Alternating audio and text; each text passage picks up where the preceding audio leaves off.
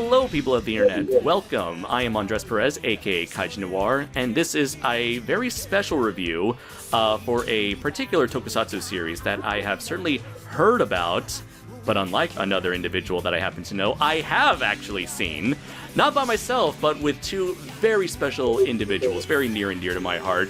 We all journeyed together on this odyssey for a very spectacular series that unfortunately not many people know about. So we decided after we finished watching this series, just, for the hell of it, we didn't intend it on reviewing it, but we thought, this show is so damn good, the world needs to know. The people must know. So I'm lucky to have brought on Lora and Nick of the Review Roulette podcast. How are you two doing tonight? What's happening? We're doing good. It's like the world must know about Garo. The world must know. Absolutely. So yes, as Laura said, we are going to have a long podcast length discussion on the 2005 Tokusatsu series Garo, which was created and directed by Keita Amamiya, who is a legendary figure in the world of Tokusatsu. He is both a director and character designer for many series, going all the way back to Jetman. He did a lot of character designs for Kamen Rider Black, Black RX. He was a director for the three 90s Kamen Rider mini-movies, Zeto, J, Shin Kamen Rider Prologue. He did a few other projects, including Zeram, Hakaider, which was a spin-off from Kikaider. Apparently, he also did some monster designs for the animated US-Japan collaboration movie Ultraman USA, aka Ultraman The Adventure Begins. And here we have Garo, which is probably his biggest passion project. No longer working on other franchises, but now creating one essentially from the ground up. Apparently, so from what I've learned from Davis's our friend Davis's review, aka TitanGoji, he mentioned that Garo originally started out as an adaptation of Golden Bat, which is arguably Japan's oldest superhero-like figure.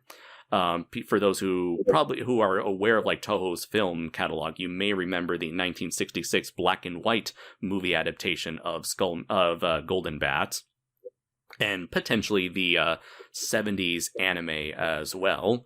But yeah, it started out as Golden Bat, but then as he went along, his designs for Golden Bat kind of shifted and changed over time, taking on a more animalistic, wolf-like appearance. And eventually, I guess at some point he must have said, fuck it, I'll make my own character with blackjack and hookers. Which is not too far off if you think about it from what Garo actually is. Bar chest and prostitutes. Yeah! And titties galore. That was weird. I was just like, this was on TV. Yeah. But remember, this is from what my students have told me. After Dark. Yeah, this is an After Dark series. This was apparently it aired midnight.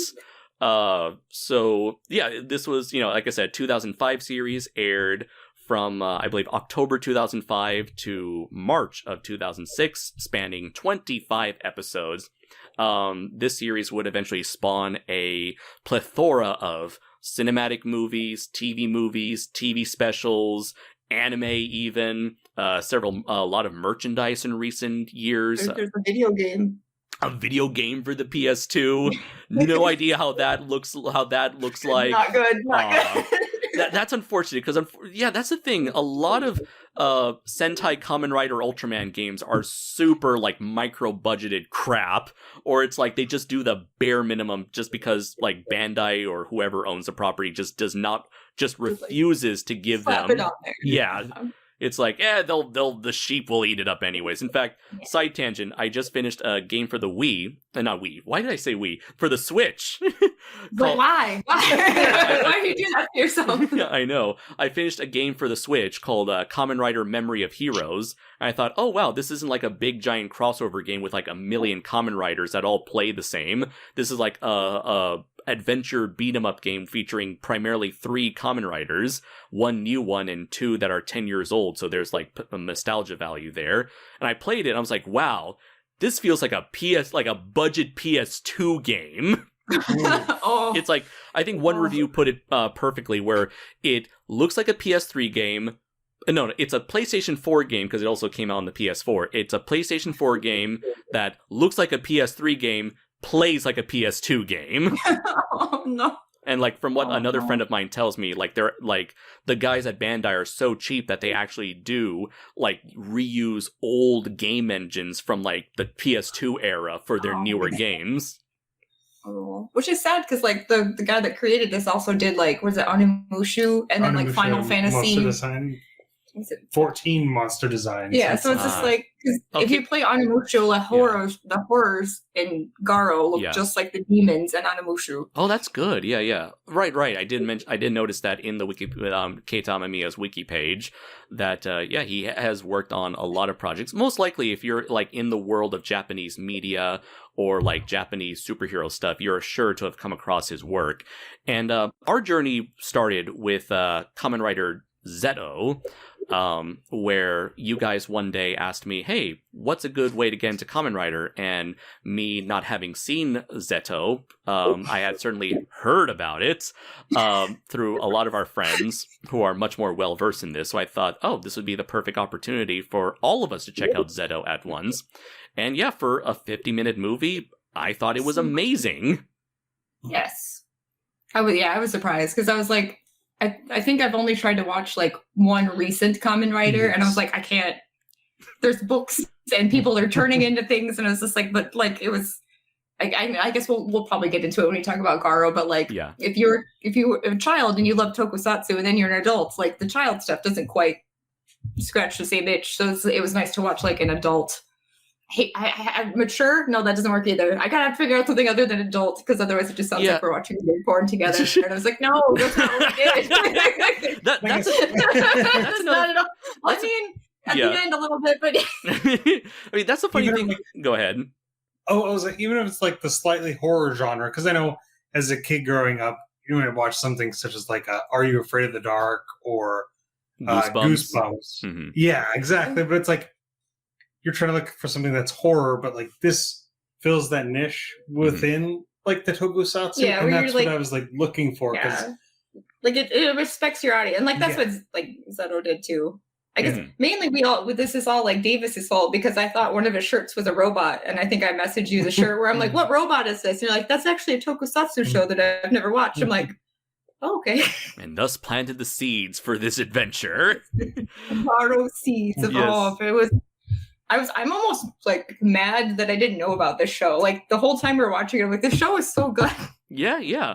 For me, I personally first heard about Garo like a few years ago. I remember there's this independent filmmaker by the name of Bueno. He's in charge of Garage Hero Productions, and he put out a couple of movies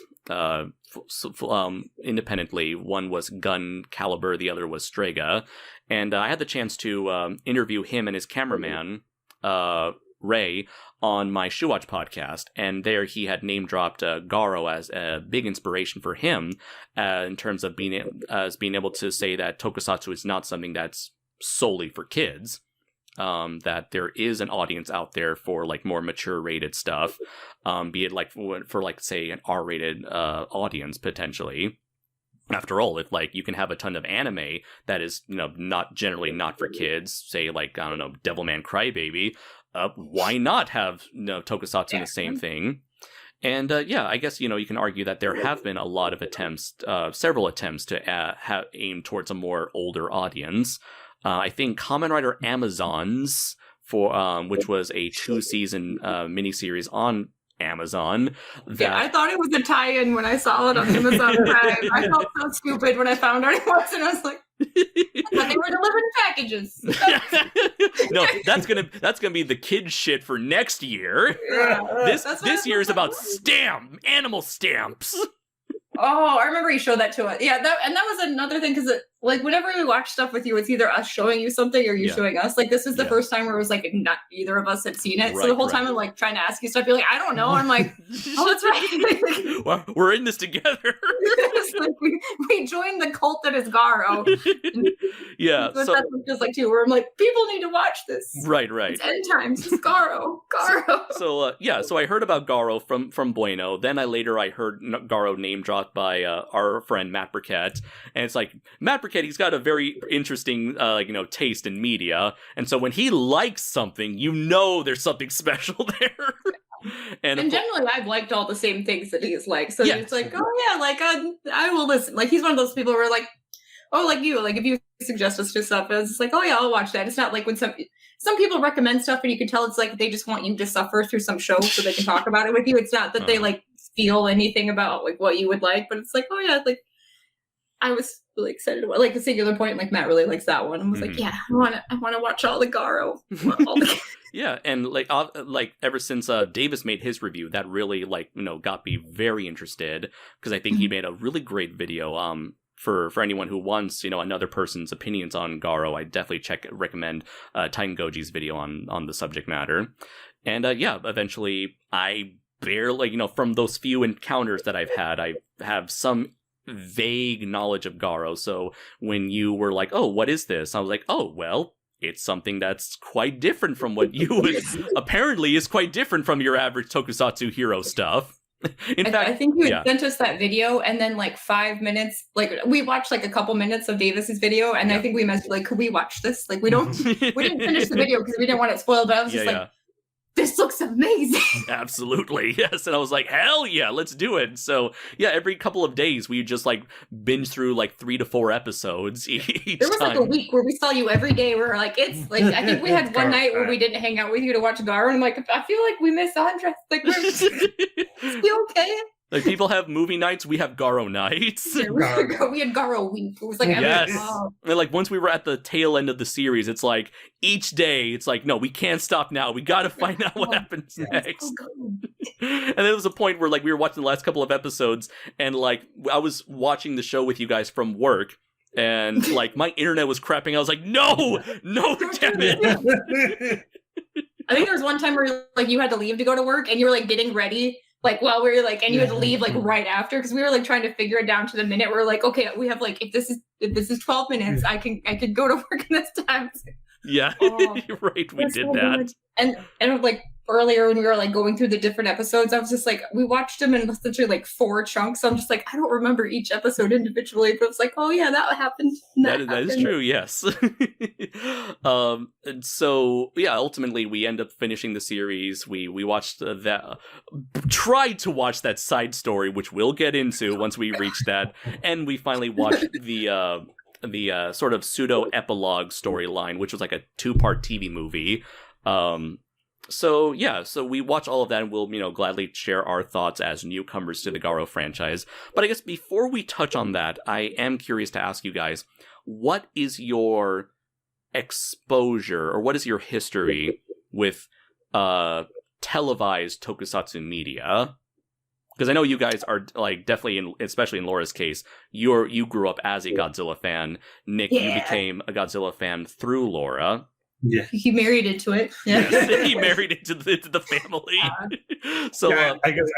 Yeah, you can go first because you're I just can go first because mine's quick. I married into it because the only thing I had ever known of Tokusatsu was literally the Godzilla versus Megalon VHS tape, which was at like our local video park. I had never seen anything. I had always been like a horror fan and not B movie isn't the right word, lower budget fan, because I've always liked what people can do with smaller budgets. Mm-hmm. And this is how like TV goes into it. It's like you like to see what people can come out with a smaller budget, with like a show or something like that. And I've had nothing of like Tokusatsu until recently, and I've gotten to watch enough things like like Ultraman Trigger, through. Which is just now ruined because of Garo. Yeah, you can't go. None of us can go back to pull the Ultra Trigger on Rap Channel if you guys are interested. After seeing this, no. The last, because I think it was like the last week's episode was the first one we watched since then, and the whole time me and Nick were like, why are we here? Like, what was this? Like, why are we here? Just to suffer. Oh, and then because you're just like 3 years older than me, so you kind of you missed out on Power Rangers. Like I think you only got like one season you kind of watched with your brother. Oh yeah, so for Power Rangers, I think that was 96. Is that when it came out, or 95? The original Power Rangers show? 93. Yeah. Oh, 93. Yeah. Oh, okay. That one just ran the longest, so it seemed like it was Yeah, so I was already growing out of what would have been seeing that as the age. So even that, for me, I pretty much watched the first season up until I think Green Ranger would have been first going the second season. Yeah. And then had already kind of like, I guess, grown this out is of dumb. it. Yeah, kind of, because I was already older at that age. Like, I want to watch these cool, bloody horror movies. Yeah. And I'm going to watch Buffy. Oh, no, we were renting, like, weird movies at our video store instead. But, so I didn't get to, I guess, enjoy and, like, get into that as much as everyone else.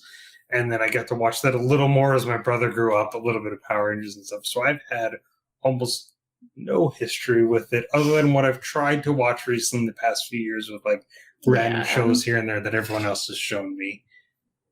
And this is the only one that's really gotten me. Yeah. Nice. Oh. I guess, because I indoctrinated you. Is that the right thing? Yes. That was the funny thing when we were at G-Fest. Everybody just assumed that he was there, and I was just running around like, you don't understand. No. Like, no, because they kept trying to sell him stuff. He's like, I don't know what that is. And like, it's actually this. Like, or did you ever have anyone trying to like explain to you, you may not know this, but God's like, actually, oh man, okay, that's like, you misunderstood. I got corrected a year on somebody, and they're like, no, I'm like, fine, it's fine, whatever. Take it, but yeah. So yeah, mine's a little bit more extensive. I watched my first Godzilla movie when I was like 4, and then I was pretty much just like, this is my life, I guess. From now on, this is it. It's like, it's really sad when like, because I was thinking about it earlier today where I'm like, my life has been like very much changed by a stupid movie with like a dude in a lizard suit, a dude in a dog suit, and a dude in a robot suit. It's just like, why? But yeah, so I watched a lot of Godzilla, and then weirdly, I never quite like paired up Godzilla and Power Rangers. Like, I don't know why I didn't quite think of them as the same thing, but I watched Power, because I would have been in kindergarten when the first season of Power Rangers. So I watched all of that up until I think Time Force. And so I think that's really, I've never seen any like Tokusatsu as an adult other than like the newer stuff that we've been trying to watch. But like, I've always liked Godzilla, but like Power Rangers I probably aged out of. I kind of was like, well, that, and I don't think it was, because it went off Fox for a while when Disney bought it, I think. Yeah, that was probably definitely in the early 2000s is when, actually, it was during the 10th anniversary was during, so that must have been like 2003 at that point, during the shift over to Disney. And then by 2012 went back to Saban, and now a couple years ago moved to Hasbro. Yeah, because I think I used to watch it it was on every day after school. It was on. Like, I would come home. I remember that, stupid. I would like come home, I'd feed the cows, and then I'd run inside and I'd watch Power Rangers, and then for a while I watched Power Rangers, and it was Digimon. And then Big Bad Beetleborgs, I think, is the other one that I watched. Yeah, I would say, like, for people, I guess, around our age range, we definitely had a good helping of Americanized Tokusatsu media, whether it was Power Rangers, Big Bad Beetleborgs, VR Troopers, what was it, Saban's Masked Rider, and the last one was, I guess for those who had the USA Network, Superhuman Samurai Cyber Squad.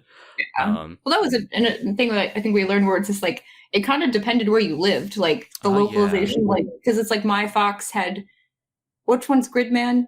Which one is that? Superhuman Samurai Cyber Squad. Oh yeah, so that was like every Thursday at like 3:00 in the morning. So like every once in a while I saw that one, but like Big Bad Beetleborgs was like Saturday morning, and so I know some people didn't have that. But it was like, it was just weird when you find out like, oh, it just depended where you lived. Like, yeah, unfortunately, I don't think my family ever had the USA Network, or at least I wasn't even aware that they had like a children's Saturday morning block. Because for me, it was only like Fox Kids and Kids WB growing up. Yeah, we didn't have WB. Okay, so I had the Pokemon Kids block and I had the Digimon Kids block. That's how I connect. I was able to tell the difference.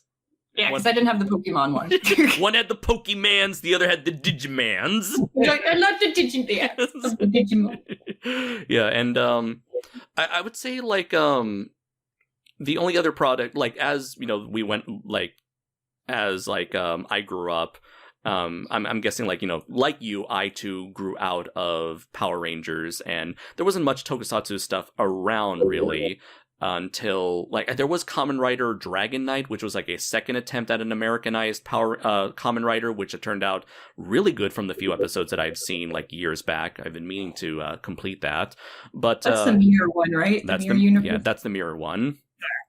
And then what was it? Wasn't until around like I want to say high school or college. No, I would say probably the tail end of high school, beginning of college. I started getting into Ultraman. And it was through there that I was able to find like various sources to watch Ultraman and a few bits of Kamen Rider here and there. I forgot what, I guess like, so for you, Laura, you have yet to watch a lot of these kind of TV shows up until recently then. And I've tried, and I keep feeling like, this should feel like I'm watching Godzilla. Like I don't know if it's gonna make any sense, but essentially, like as much as I love Godzilla, whenever I watch Gamera, I'm like, yeah, this is okay, but like it's not Godzilla. Like every time I watch, like, well, the funniest thing was like when we were watching Zeto, like kept waiting for Kamen Rider to get bigger, and like I was just waiting for that scene. I know, and it never happened. And it's so funny because like, you know, majority like 99% of Kamen Riders do not do that, except like we were just one movie away from that actually happening. But yeah, the whole time I'm just like, so when does he get big? Like he does it. I'm like, oh, but it was just weird because it's like, Power Rangers just like get a robot that like schedule of like, okay, this happens and then this happens and then we kill the enemy the same exact way. Like, and I don't know why, like as a child I never figured out how stupid that is, but like they kill everybody dies the same way. It's like, just the way things work. Big robot, then you can stock footage of final attack and then they're done. I was just like, oh, but it's just funny to think around. And then grab the ball and the thing, and then it's just weird to think that like, I think that's why like watching Garo, I'm like, oh, this is smart. My child brain didn't make sense of any of it, like of the Power Rangers. Like it didn't catch on to like, this is stupid. It's like, wow, there's actual effort on screen. Like they're taking my intelligence seriously, as opposed to be like, you won't remember. Like there's like things in Garo that like carried over the season, which is like, I'm sure in a kids movie they never do because they're like, I don't remember yesterday. Like it's very super episodic villain monster of the week stuff. And I think when it comes to Garo, it shows that this is definitely, you know, very much so inspired by a lot of that stuff, inspired by Sentai, Kamen Rider, Ultraman, the whole monster of the week formula. But I feel like this is a perfect example of how you can pull off a monster of the week story without it being boring in the slightest, because it feels like there's so many layers of storytelling going on. So it's like you got like the A plot, which is stop the monster of the week, but then it's like there's the B plot, which is like, oh, here's a personal story surrounding the monster, and then finally the C plot, which is like the overarching story involving the main protagonist and his supporting cast of characters. Because I was thinking like with Garo, one of the things that like the difference between Sentai is like, for Super Sentai, there's like those monsters are always evil. Like it's always a thing that's turned into something, and it's okay to kill it. But like with Garo, it's just like, oh, that was a person, right, that turned into this. We're just like, oh, like the implications of that are like way more than like I killed the jukebox that went crazy. It's just like, like no, like these people just had like a weakness in character, and then it was exploited by this thing. So it's just like, anybody could be like, obviously we're not murdering people and taking their fingers like we'll talk about later, but like it's like anybody could have some sort of like the one with the money, where it's just like anybody could want money and then you turned into like this thing. But then it's like, so he was killing people, but they were obviously turned into monsters. So then it's like all these different implications of just like, the jukebox. It's like, no. Different. This is different. Serious. So I guess to like give a brief explanation for like the basic plot. By the way, I guess I should have mentioned this from the beginning. This is going to be like a full-on spoiler discussion. As I tend to do for a lot of my podcast length reviews with my friends. So for Garo 2005, also known as Garo, Chapter of the Black Wolf, it takes place in a world where demons exist. These demons are called horrors, and there are special guardians to take care of these horrors and protect humanity called the Makai Knights. And so we have the main character, who is Koga Saejima. He is our main protagonist. He has the mantle of Garo, which is like a golden knight, golden armored knight whose job is to slay these horrors. And this is what he does, like, right from the get-go. That's another thing I like about the storytelling, is just it thrusts you right into the middle of the action and then proceeds to drop little breadcrumbs as to who these characters are, what this world is all about. And, like, on top of that, you have a character by the name of Kaoru. She is our... kind of like she's the narrator, she's our audience surrogate character. As she knows nothing about this world of Makai Knights and horrors, so as she's learning more about this world, so are we. So she is the latest victim of a horror, as she's assaulted by a horror disguised as a creepy sex pervert.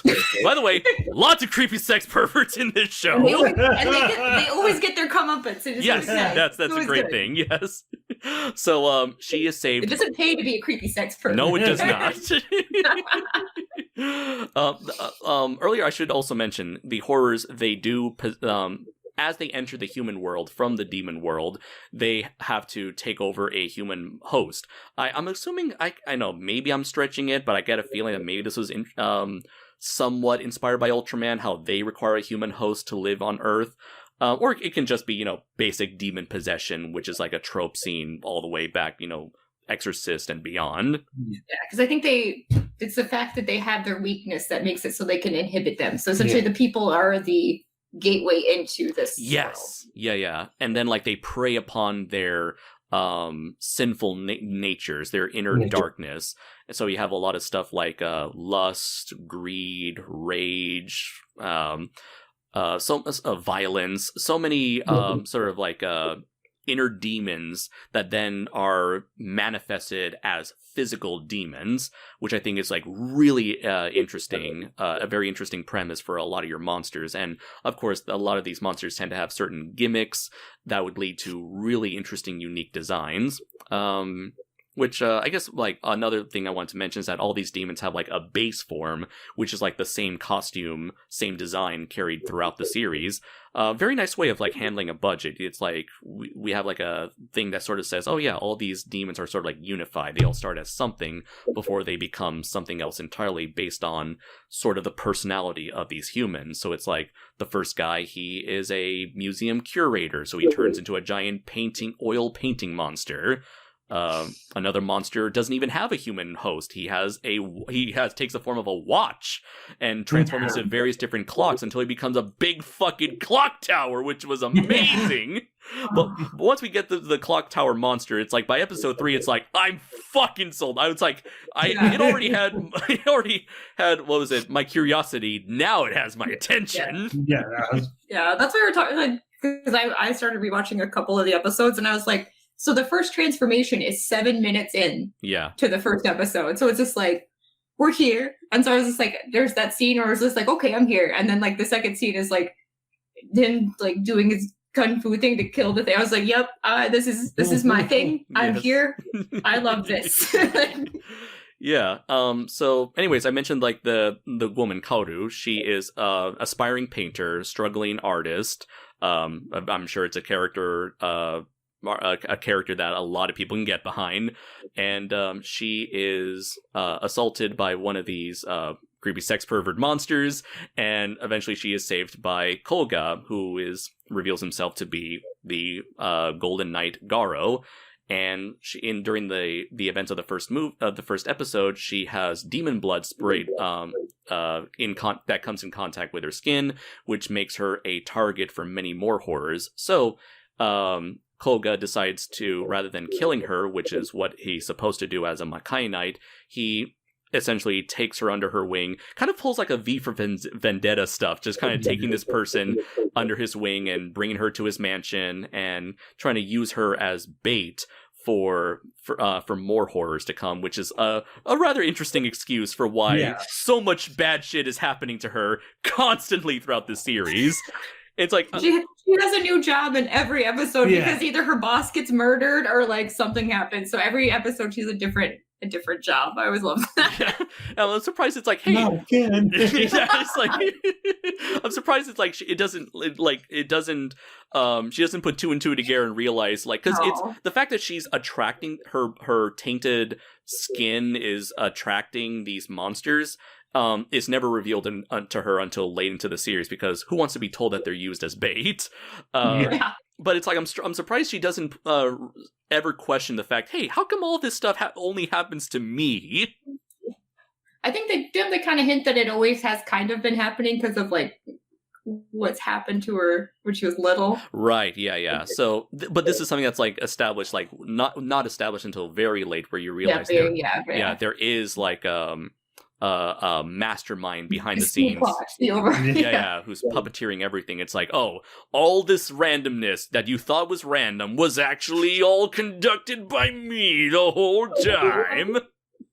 It's like, it sounds like really annoying, but like after rewatching some of the beginning part, you can tell they knew, like they had an idea of what they were going to do at the end, and they just planted the seeds at the beginning. It was just like, oh, we did this. It's like, oh, okay.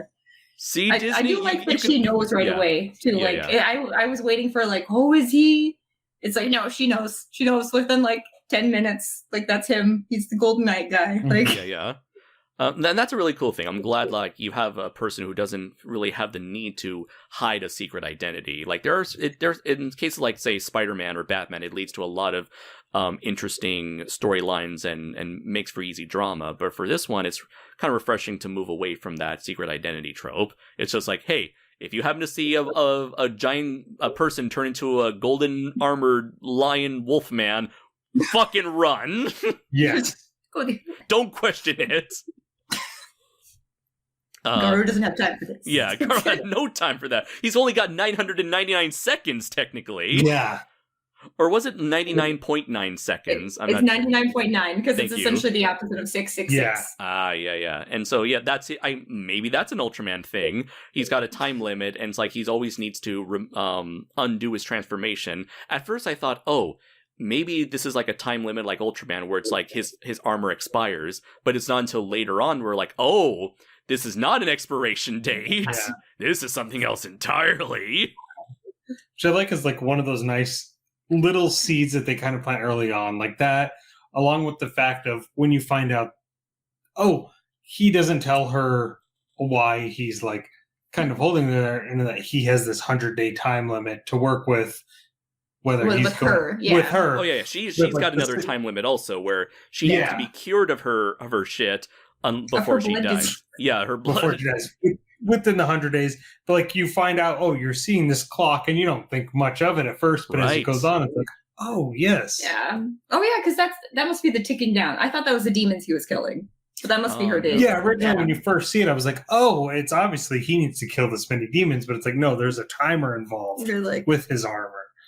Yeah, and that's what I really love too. It's like the series does not hold your hand. It doesn't treat its audience like idiots. It doesn't like overly explain anything. It just gives you enough to work off of and put the pieces together yourself. Yeah, that was the most refreshing. Like that's why I felt like I'm like, this feels like how I felt like when I watched Power Rangers, but I'm an adult and this is amazing. And this is something I wanted to bring up earlier, where it's like, in terms of pitching the series, it's like, it's easy to say, oh, it's like Power Rangers, but dark and gritty. But the funny thing is, it's like, as violent and as sexual and, gratuitous as this show may get, I'm really hesitant to call it a dark and gritty Power Rangers, because it feels like it's so much more than that. And I guess also because dark and gritty are two terms that have sort of been seen in a negative light, I feel, by a lot of people in the West. When you think dark and gritty, you think of like something that's trying to be overly edgy, or something that's like trying to be realistic and grimdark or whatever. And none of that, I feel, is accurately, like, a lot of that like Western imagery when it comes to dark and gritty really fits Garo. It's not like it's trying to be super down to earth and realistic. No, this thing gets like ludicrous as fuck. Yeah. Like the only thing I can kind of think of that's almost closest from like for here would be like like the WB like heroes shows where like those are kind of more adult, but they're still about people who can run super fast, or like I was thinking like Smallville or Supernatural, where those are almost like some of those are almost Monster of the Week, like some of those Supernatural or Small, or it's just like this. That's kind of like the closest thing, or like another show that came out I think the same year that this one did was Dark Angel, and that kind of reminds me of the one from Elba. Like even the beginning sounds the same. We're just like, oh. It's also kind of interesting you bring up something like Smallville, because I feel like a lot of those productions are either hampered by their limited budget, so they can't go all the way with their concepts, or in the case of Smallville, they kind of feel like they're better than that. It's like, oh, we don't want to go too campy, too comic booky. Meanwhile, again, Garo gives zero fucks. It's like, we're gonna have a man in a golden wolf suit ride a fucking golden armored horsey, have a giant that was so good. Yeah, the giant buster, Cloud Final Fantasy VII buster sword swiping hundreds of demons at a time. With this little Zippo lighter that just lights a whole sword on fire. It's like yeah, oh, it's so good. And it's got even like the style of how it's shot, because there's like weird kind of cutaways and like weird scenes of like animated where he's like fighting, like so it kind of makes like it dispels enough belief when you're watching it. We're like, yeah, that's fine. It's not like, oh yeah, that's like the grocery store that I know. That's why there wouldn't be a golden knight in front of it. But yeah, it's just like it does like a really good job of like making you feel like this is the real world, but like no one cares that there's this giant gold horsey that's running down the street. No one talks about it. He doesn't have to go to like the warehouse district to go fight stuff. Like it's that's true. Yeah, none of that Kamen Rider stuff where he fights in like an open quarry or a abandoned warehouse. We did notice that they visit the same warehouse twice though. Yeah. But, okay. like, most of the other time they're usually like out in the streets or in different places. Yeah. So it's just like, oh, and that horse is so cool. Like that. I think that was when I was just like, this is. Like every other episode, I'm just like, what is this, and why didn't I know about it before? Like I felt like my life was like a lie. Like it's like, I should have had Goro before. Am I still exist? How is this goodness that no one tells you about? Yeah, Don't understand. and that's also that's the main reason why we wanted to talk about this, not just to gush about this show, which we are doing right now, but also just to we do when we're not recording shit. Yeah, either. also it's like it's like for Professor Bryce, for Professor Kaiju, they're the same. Professor Bryce. The Garo to his Koga. Yeah, it's like no. So for Professor Kaiju and Gridman, the Garo has become what our thing we're obsessed with. Yeah, oh my god, little Garo, horsey doors. Oh god, a horsey. Like that was the most ridiculous thing, but I was just like, he needed a horse, obviously. Yes, it's like I am in for this.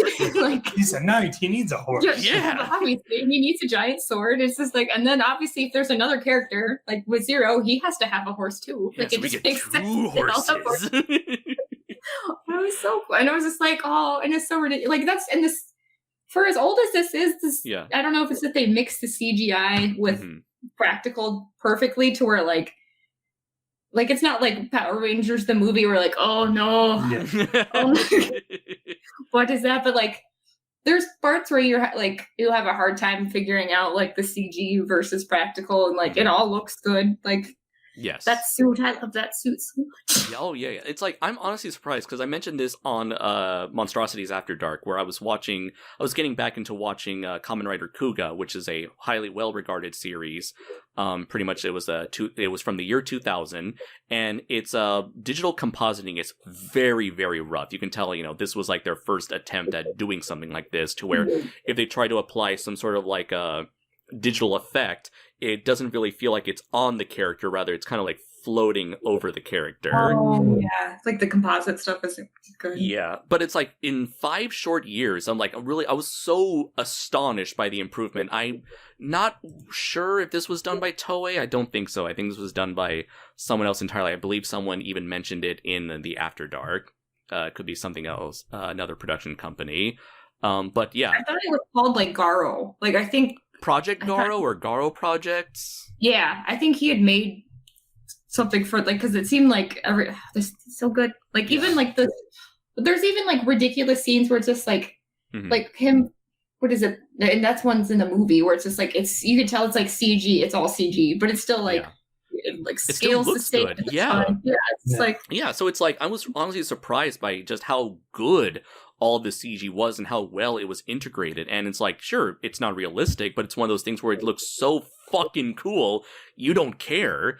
And that gets to my point. What I love about this show, it's like I love shows like these where it's like they take themselves seriously enough for you to feel invested and give a shit what's going on, but also it's not afraid to go full on ridiculous. It's like that perfect, nice balance. I feel like that's a reason why a lot of people like anime to begin with. For anyone who's like, you may see Dragon Ball as something like, oh, it's like, a guy in an orange jumpsuit fighting a evil cricket man. And meanwhile, it's like, you don't care about that because it's fucking awesome. Yeah. It's like, that is like, you have to find something that's like a good mix of like you caring and like the music and how it looks. Like that's probably why like Dragon Ball has just enough emotional connection where you're just like, I kind of care what happens to these people. But like, and the music in Dragon Ball is ridiculous. But yeah, like the music in Garo was so good. Oh, dude, the theme song. I never get tired of that theme song when he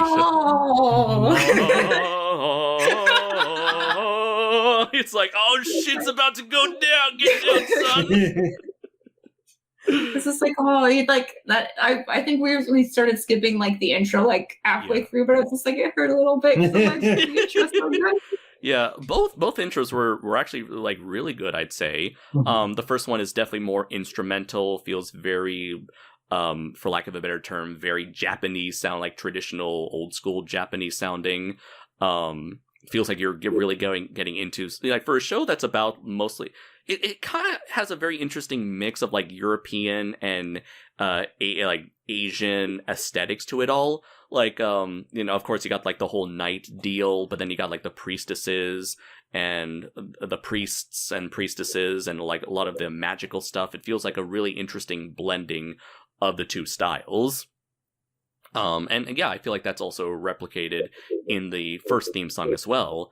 And then once you get into the second half of the series, you get a new theme song with vocal. It's like a full-on J-rock song by Jam Project, which is kind of like the go-to definitive band for video game and anime music when it comes, like...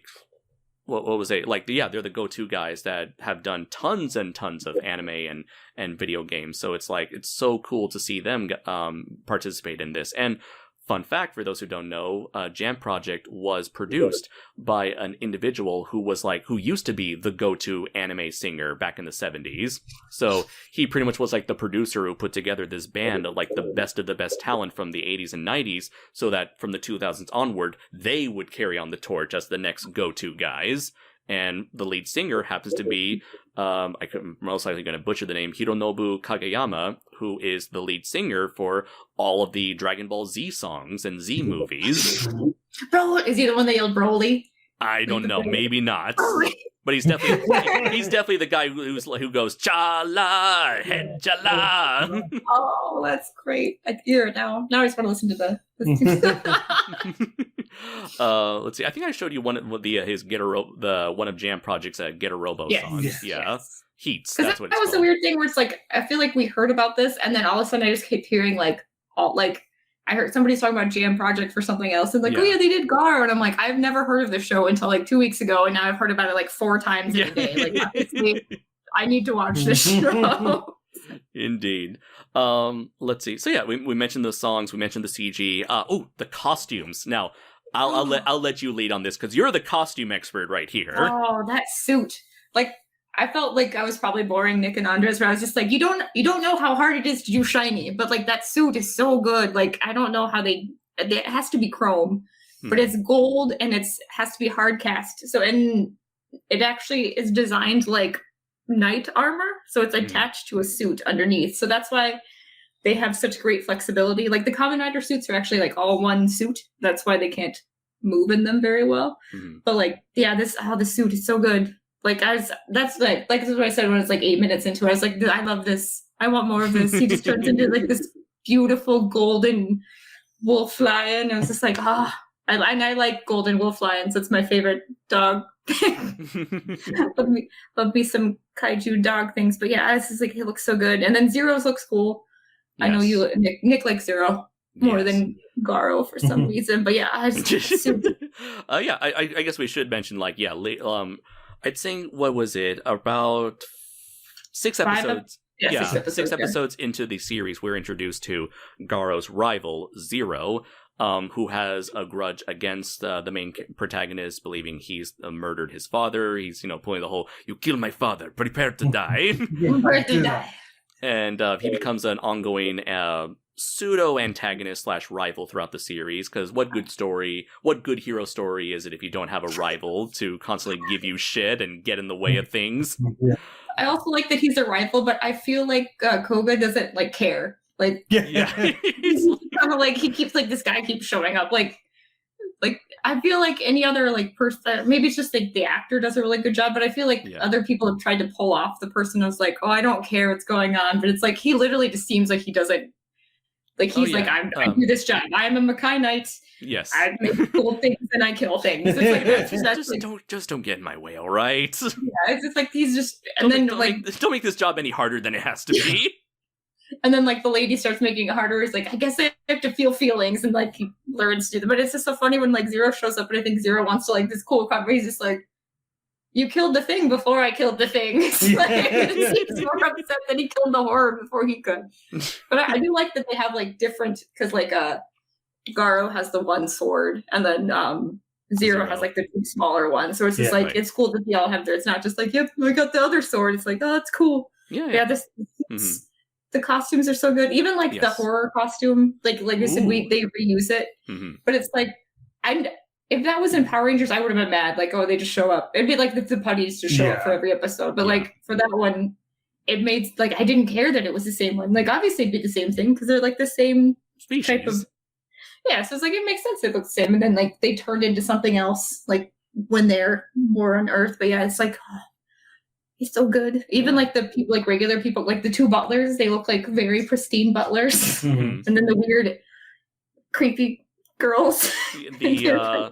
Let's see, what did I call them? They are the Eastern Watchdogs, or I guess just the Watchdogs. So they're kind of essentially these little girls, or they appear to be little girls, are they are essentially Koga's bosses. There's hey, there's a demon, there's a horror showing up, go kill it. By the way, they send him the birthday card. Yes. A little birthday card. Yes. Then he sets on fire. Yes, and then setting on fire has the message pop up in the air, and assisting him also is Zaruba, which is one of the best characters in this show. I feel that's his little talking ring. And yes, he is a talking ring who is constantly giving Koga shit all the time. Yes.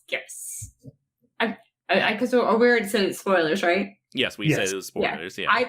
When we were watching that last, I think it's the third to last episode, when I thought, I have never been so emotionally attached to a character that's a ring. I thought when we thought the ring died, I was well, we thought both rings died because we thought Zero's didn't work either. Right. It was wanted to cry. Yeah, because Zero has a ring, but it's a necklace, and it's a woman a female character, and she literally took a bullet for Zero. Yeah, your face is all messed up, and you're she's I'm tired, and then what is he just absorbs too much, and then he breaks apart. Right? Yeah. So just I was almost gonna cry because this ring was. I was just this. I can't.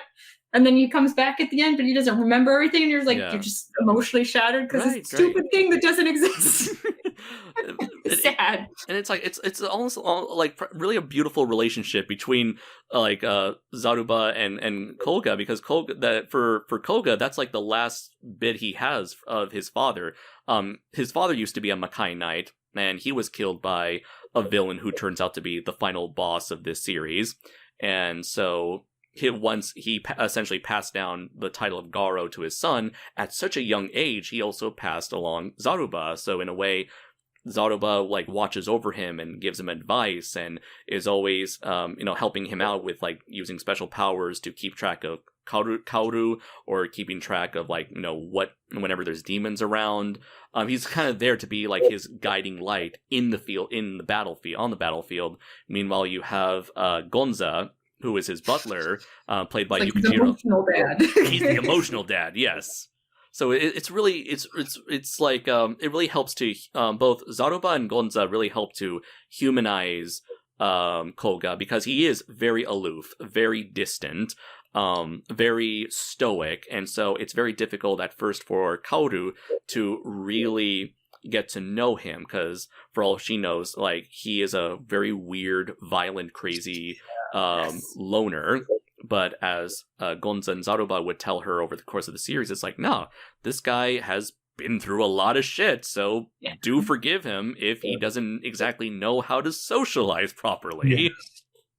I like how they do tell, because I feel like if this is like, it kind of reminds me of like Batman, or like Bruce Wayne would tell Alfred not to tell people, but like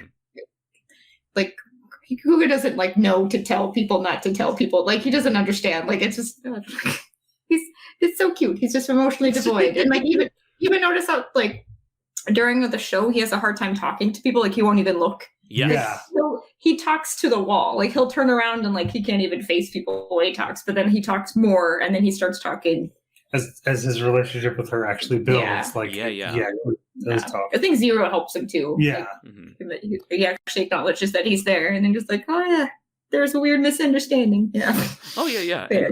And the contrast between him and Zero is also just as fascinating, because you have Zero, who has like also lost a very important people in his life, much like Koga, but Zero tends to take that pain and uses it in rather reckless ways. I mean, that's why he's not the he's not the hero, the main protagonist of this story. And with him, he also lost them later. I don't know if that makes any difference too. Right, yeah, that's also true, yeah. So he never had time to cope with that loss, the years of coping that he had, unlike that Koga had. He didn't. Yeah, that's what I meant to say. He didn't have the years of coping that Koga had. So with him, he's still very, how would I say, emotionally charged. He, which leads, fresh, like, yes, the wounds are still fresh. Yeah, very much so. His still there. Girlfriend that we never figured out where she was. Yes, and his dad. Although it's kind of weird because he says he's a butler, servant. Maybe it's his subtitles. I'm not quite sure what was up with that. I think from what I kind of figured out, I think the butler, it was the same thing with Kuga, where like his dad had died and the butler raised him, but that was the butler's daughter. So that's why it said like family, because essentially he thought of him as his dad. And then, so that's why, because I was really confused, because I was trying to read a little bit into it, but it kept saying sister, but I'm like, I don't think that was a sister. No. I think it was like, this show has a lot of fucked up stuff, but it's not really, it never goes that fucked up. Yeah, that's where I draw the line, damn it. I forgot what we figured out, what episode was like the prostitute episode, where I'm like, it sounds really bad, but I'm like, that's when I'm like, I'm here for this, because like, it's just like, this ain't no monster of the week, like this ain't no jukebox. That was when we realized some of it is like, like how serious it is, because usually horrors take over the people like pretty early on, and is episode 5 was the prostitute one? Checking. Yeah, no, that's this episode 6. Episode 5 was the sort of like pseudo grudge, the ring monster with the cop, robber, and girl. It was trapping the cop, robber, and girl. The Luna one, the moon. Yeah. She an old prostitute. She becomes possessed with a horror. She turns young again, and that's another cool thing. Yeah, in order for the transformation to be complete, the people have to accept the horror. So it's like you're making a deal with the devil and you're signing away your soul. So once the monster dies, your ass is dead too. Which with the prostitute one, I had thought she was already taken over. We all thought, she was already taken over way before it started, and she's got her beating rock where she just beating. No, that's just her. Yeah.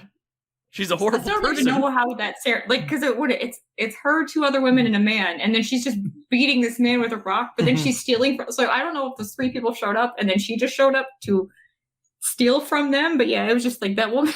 Yeah. I guess it's because because of her age, no one wants her services, so she's resorted to just stealing money from other prostitutes and to make up for her pimp. Oh, that is funny. Yeah, because that was the whole time we're watching. Because I was like, the first couple ones they came like, oh yeah, this is okay. And then we're like, nope, there's a prostitute who's murdering people. Like, she threw a rock at him. It was a big rock. She just put it in her bag. Like, what are you gonna do? Yes, it's my smashing rock. She's not that old. Why did I make her sound like that? And then she turned into like a super young looking version of herself. It's just like, oh, yeah. And then the lady that takes people's finger. Are you okay? Okay. What was it? Yeah, the finger one was also a really interesting one, where it's like her husband committed suicide because he didn't get a particular job, and so distraught. I'm not sure exactly how that leads to her murdering people and taking each of their fingers, so like 10 people altogether. But oh yeah, it was pianos. Yeah, he played the piano. Yeah, he wanted him to play or something like that. Yeah. So it's like she took a bunch of fingers, thinking that it's going to somehow, I don't know, out of respect or in honor of her deceased boyfriend, who wanted. But she started doing that before she was taken over. Like, she was murdering people well before. Absolutely, yeah. What's also really interesting is that in certain cases, you never see the human before, prior to being possessed in a few episodes. Like the clown, you just have this creepy clown guy who just kind of like, murders a ton of people. Oh, no. Right, he gets people to murder each other. Yeah, that was. Oh. He what was that? He was how do you say that? Kind of like getting everyone to unleash. They were like their voicing what they wanted to say. Yeah. Getting their inner thoughts out there. So if this one woman thinks that the other woman is a whore or a bitch or whatever, she's gonna straight up say that while also putting on a laugh. It's like, I don't take you fucking seriously at all. You have no prospects in life. You're just gonna constantly mooch off of your boyfriend who's sleeping with me. They're like slamming each other's heads into the ground. It's like, fuck you, fuck you, fuck you. Yeah, it is really it's really disturbing imagery, even without any of like the more supernatural aspects of it. Well, especially because he starts out, he has 2 puppets, so then he's just like, oh yeah, because they're like, oh, maybe this be Kitty, and then all of a sudden, like it's like the one is a couple, and I think it's like, oh, you're never gonna ask me to marry you, and then like they went back and forth, and then they like killed each other. Yes. And then you're like, oh, that's weird, and then like I think at first you're like, oh, maybe they're not dead, and then it goes over to like, wasn't there like 8 or 9 people, and then that's the next group, and then like he's just standing in the middle of all these, like, they're all dead. They're not even like, oh, maybe they're breathing. Like, they're dead. It's like, I'm just like having flashbacks to like the original censored version of Dragon Ball Z or Voltron, where it's like, oh, look, they're still breathing. Yeah, the one guy. No. Yeah, they'll dub in some breathing sound, like voice acting in there. Like, no, they're dead. Yeah, I was like, oh, they're, and like that was, because you never see him. He's just like the puppet person, and then he turns into a giant freaky clown thing at the end. You're like, oh. So I guess technically there are kaiju in this series. There's a good number of giant monsters in here. Oh, there's Humpty, and then there's the Messiah, which that was fun. That was. It's like, that's a funny thing, like when it comes to like the more mature aspect of this series. Like, yes, there's a lot of violence, but sex and violence, but like when it comes to the sex, it's not as present as you'd think it would be. I would say something like Devilman or anything from Go Nagai is way more gratuitous than this. Not that there's a bad thing for gratuity, but it's like there's definitely a time and place for that. But I'm just saying it's surprising to see that they actually had some restraint for this series. Like, you do see a topless demon right off the bat for that, like the first scene of the first episode. Maybe just for the painting. Yeah. So it's like maybe that was there to sort of establish, hey, this shit ain't for kids. Tits everywhere. Yeah. And then like there was that one, and then I feel like there was kind of like a long break, and then it was to the point where like every time it happened, I'm like, oh yeah, that's right. Oh yeah, this was they could get away with this. It's like, this was aired at midnight in Japan. And then at the end, it got a little bit more closer together. Like, okay, I see what you're doing. Oh, yeah. I would say it didn't go ridiculous with it until the very end, where it's like, here's a giant naked woman. But even then, there's so much other stuff going on that you kind of like, I kind of forgot she was naked. Like, man, I don't know. Maybe the two of you are like, no. No? Definitely noted the whole time. Like, oh, but yeah. I'm just reminded of that one. There's like an animated parody called like Michael Bay's Evangelion. Have either of you ever seen that? Oh, yes. I just remember a lot of yelling. Yeah. I just remember this one line where it's like there's giant naked Ray there, and Shinji's going, "Damn, look at them big old titties." Oh, that sounds so perfect. Oh yeah, oh. That's a funny thing. I mentioned this while we were watching the finale, and I was like, is this like a thing now in Japanese media where the final boss has to be a giant naked woman? Did Evangelion started this, or because I swear this was the finale for Digimon Adventures Try. That like sort of pseudo anniversary movie series. The final boss is like some angelic monster woman. It's Lady D from Resident Evil. It's like apparently Japanese people are just very scared of large women. Yes. Like, we'll take any kaiju, but if she's over 7 foot, no. That's every man's fear. Every Japanese man's fear. Every American man's dream. If we were to go by, when Resident Evil came here, they're like, you don't understand. Yeah. No, you see, Americans, they're horny for this shit. Oh god, yeah, it was pretty well balanced. Yeah, because like I said, it was always kind of surprised. Like I remember, like the fish lady, like yes, well, that was weird. I still don't even know if that was like, were we seeing what he was seeing, and she really looked that at the end. But that was a weird.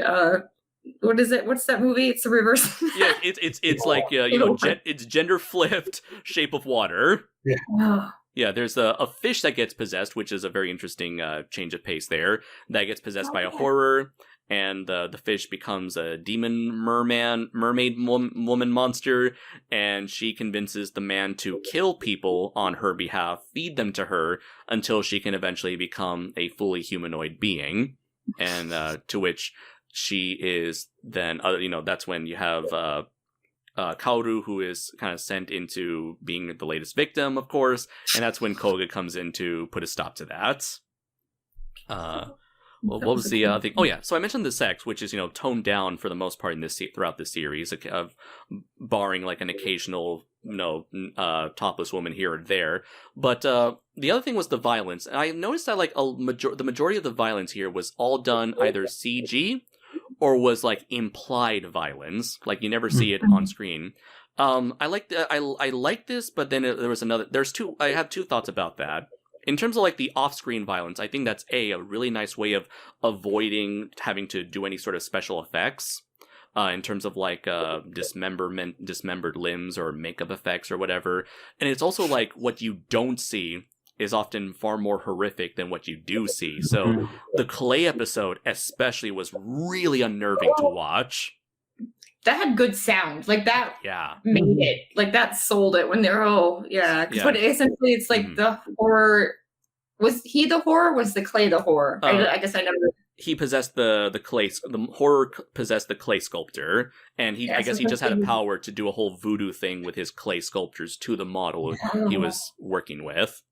Yeah, because essentially he would have like a live model, and then he would sculpt it, and then all of a sudden he would just like take the leg and just like ratchet it back, like you're not supposed to do, and you just hear like bone crunching and because they wouldn't die right away. Like no, just like that. Oh, that would be horrible. Like he was just like bending it back, and like I think one of them he cut the arm. Yes, he did. And it's not like it bled everywhere. She just didn't have an arm. It was just like the sound. The camera just zooms in on her face, so you see her raw reaction. Yeah, and they're just like they're always like covered in sweat, and it just looks like they're in so much pain. And it's just like it was the sound alone. I think if you would have seen it and not had the sound, I think it wouldn't have been as graphic as just not seeing it, because it's like exactly, because it's a normal person, exactly what it's not supposed to look like. So right, that was a creepy one. But the other one that I thought, now this is the other side, the flip side of I've noticed with the lack of like on-screen violence, is that I noticed that oftentimes Koga or Zero would be, sliced, and you'd see like CG blood spray, but you never actually see. Maybe you can correct me if I'm wrong, but I've noticed that you'd never see actual physical blood on their costumes. So it's like you never see any like lasting damage on their bodies. And I think that's like a missed opportunity to make the fights feel more like, I don't know, feel like visceral. Yeah. To know that these fights are taking their toll on our protagonists. So I think it would be sparks. I don't even think it would be blood. I don't know. It's like no, it would always be like some weird, like reddish, blackish CG blood that would spray from his leg. I always thought it was supposed to be like magic. I always just thought it was like magic because it kind of reminded me of like the horror blood. Mm-hmm. But yeah, blood. But like, we don't see any damage even on their armor. Yeah, or even when they're like in their normal person form, they're always just like, "Oh, I'm tired," or they're hungry. Like, I'm hungry. He's got like a large white trench coat, so it's like the long white coat that should stain very easily. I expect to see blood and cuts and burns and scratches. It's always pristine. When he rolls in the grass and dirt once, that's not a white coat anymore. Yeah, no, it always looks good. Like even like the ends of it that like. They made it just so it doesn't touch the ground, but it's just very close. Like it looks clean. They must have had like 100 coats in like every episode. Like, well, just throw it away. Right. We need another one. Yeah. So I just thought that was a missed opportunity, and I wonder if that's due to the televised nature of this series. Because I've noticed that while Japan definitely, at least back in the day, really enjoyed their violent anime. And violent video games. I've noticed that I've noticed this when I started paying attention to Japanese video game ratings, and that is any anime that has more cartoonish, over-the-top violence. That stuff would usually get the equivalent of like a T for teen rating. But for the games that would receive the equivalent of an M rating are usually like the realistic type of games, usually made by Western developers, like say Call of Duty, for instance. So I'm wondering if maybe, people are free to correct us if we're wrong, for those listening, but I feel like maybe there might have been some sort of like standards in like Japanese television standards in place that prevented them from showcasing any physical violence outside of the cartoony demon blood spraying shit. That would make sense. And I noticed they don't really fight. Like, this is kind of one of the differences between like this and Power Rangers, is like they'll get in their suit really quick. Like, it's like 2 seconds and he'll like spin his sword up and he's in his suit, but like they don't really fight too much outside, so then they won't get like cut up or anything. Because I think the only one they fight a lot is the doctor one, which is horrible. Oh, that was another big one. Yeah, I think that was like the third one. So you're just like, this is horrible. Like this is horror. Like this is is scary. Full on. Let's see. Other aspects that are there any aspects that you guys would like to touch on? Let's see. Different monsters. And then I guess one of the things would be like, it does do Monster of the Week, but it kind of transitions into the story. So then it's nice where it's like, you do get that for like the first 7 or 8 episodes or that. And then all of a sudden it's like, oh yeah, we have this overarching plot. Like, yes. I guess even like, when we were because one of the things I was gonna say was like when you were talking about the ring, I thought it was so funny when they did like the catch-up episode. Yes, they were even like making fun of it, like he's having this like he's at the end of the episode he's on a train falling train, and the ring is like, oh yeah, I wasn't paying attention, and we're like, we've been watching clips and this whole time he's been fighting on top of a train, and we're like, and it just perfectly encapsulates how the end of the show is when he's just fighting on a giant circle flying through the air. That was a little taste of things to come. I was just like, oh, but yeah, it's so good. Like the fight, like even the fight choreography, that has to be good. Yeah, like, yeah. I wonder if the actor who plays Kurga is like actually in the suit too. Like I wonder if he's actually the suit actor. I believe so. I think Davis mentioned that like both him and Zero's actors were in the suits at all times. Because it looks like, I always hate when you like watch some of the Power Rangers and you're like, they're all different heights, but for some reason when they're here, they're all not the same heights anymore. But yeah, it seemed like it was the same like fighting style through both. Oh, by the way, want to know something that will ruin your perception of female Power Rangers? Is it that one? What is it? The Yellow Ranger is always a man? No, it's that most female Rangers in Sentai are usually portrayed by male stunt actors. That's what I figured.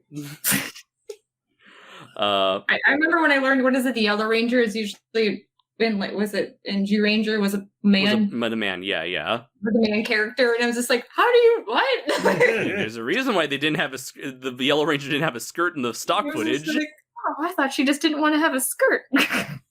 I was say one of the things that I think I definitely liked the most was them actually going a little further with the Monster of the Week, just within the Monster of the Week thing, by having it evolve, by having the guy with the gun later on. Oh yeah, of his daughter. That might be my favorite. I was trying to think of my favorite episode, but yeah, essentially like that's what made me realize like it's not like Power Rangers of the Week, where it's just like that episode isn't right after. Like it's like quite a ways after. Yeah. Quite near the end. It's almost like it's like the last Monster of the episode 21. It's the second to it's the last Monster of the Week story before we get into our like 4-part what almost feels like a 4-part finale. Yeah, because essentially it's this guy whose daughter was one of the horrors before, and he's trying to get vengeance, and then it's like he becomes a horror himself, and he's just like, oh, like I understand, like when he's at the end, he's like, oh, I understand, like what my daughter felt and what you did for her, was by like releasing her, but it's like they would never have that in anything else, like nobody else would remember her, and it's just like, oh yeah, like, and it makes you remember like these people, they were people, they're not just things that got bigger, and it's just like, no, these are human beings. They were horrible human beings, but they were still human beings with, as the dad says, like these are people that like Koga's cut down with friends, families, lives, so much, around them that Koga never stops to think about that. And that's another beautiful message in this story. It's kind of like, the sort of finding, not just like a reason to carry on, but it's like finding like a humanity, your sympathy for your fellow man. For the beginning of the story, you have Koga, who merely is doing his job solely out of obligation. His daddy did it, and he does it. And America does it. It's how Japan does it. It's worked out pretty well so far. But I think even like the Ring asked him, like, "What are you doing?" He's like, "Well, I'm protecting humanity." And it's like, "Are you? Because you're like killing people." It's like, "Well, I protect humanity." Like he just kept saying it because it's like you could tell that is what he had learned. Like I'm protecting humanity. It's like you're killing people.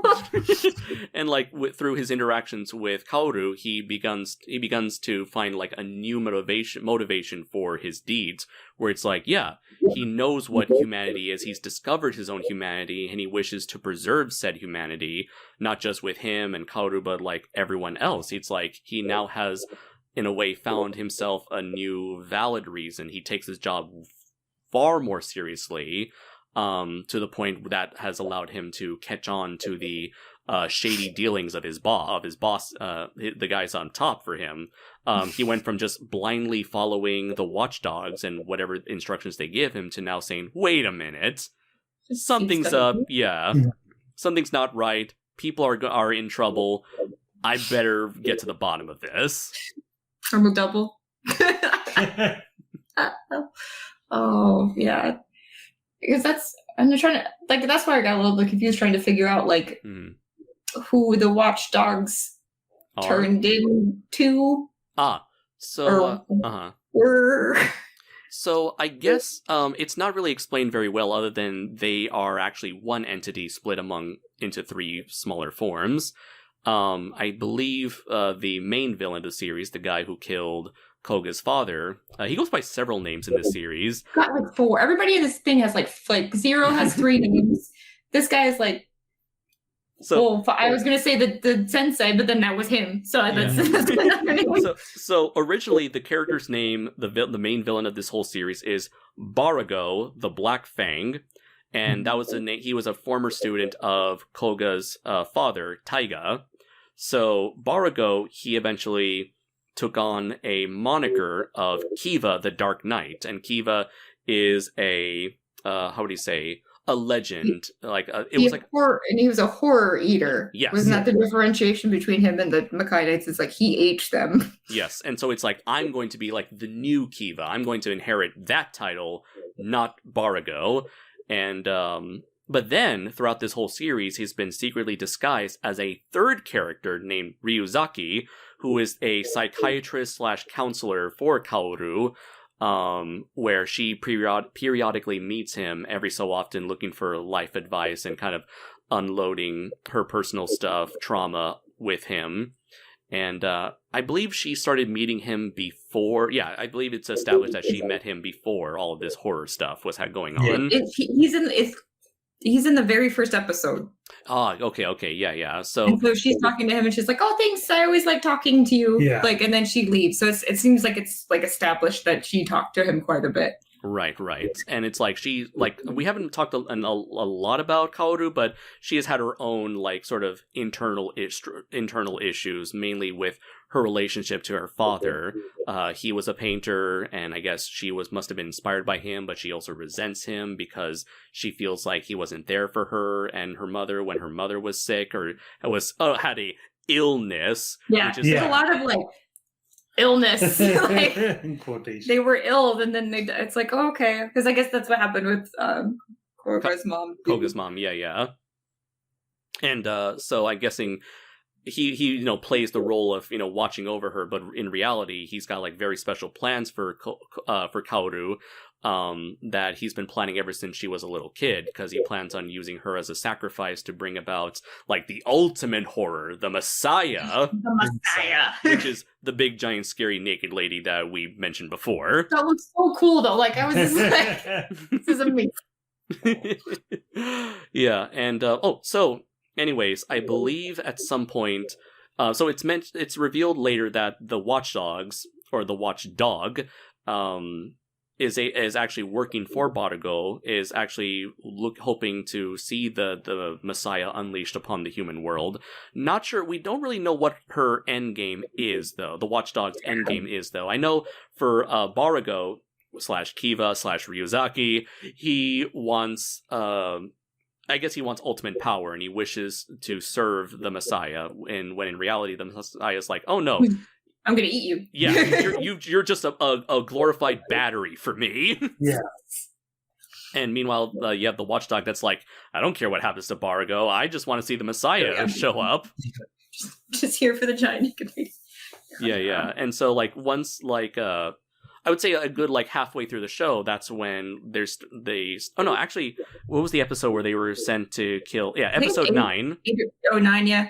Yeah, they're sent to kill, like, he and Zero are sent to kill 100 horrors, but it turns out there were way more than 100, and they're like, oh, oopsie daisy, miscalculation on our part, whoops. Like, wait a minute. Like, it's almost like we were set up for something. You weren't supposed to live. I mean, good thing you came back. Yeah. So we don't really get to know much about her. I'm sure maybe her backstory would be detailed in like future Garo media. Yeah. But because I didn't know if she had like taken over the original watchdog. Yeah, the original. Yeah. Or like if she was and then she was like corrupted. I remember for a short time, Zero and Koga went over to Zero's watchdog, because like each of them have a particular sector to watch over. So it's like for Koga, he's in charge of, what was it called?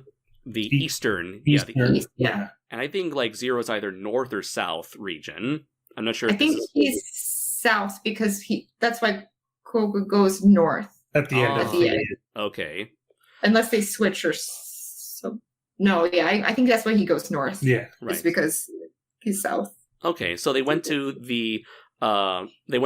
Zero's southern watchdog, and he's like, oh, these guys have betrayed us. The eastern watchdog has betrayed us. Go kick their asses. Yeah. Mm-hmm. Okay. Yeah, because that was like a weird plot development where it's just like, because he walks in and they're like, oh, hi, master. We're like, we knew it.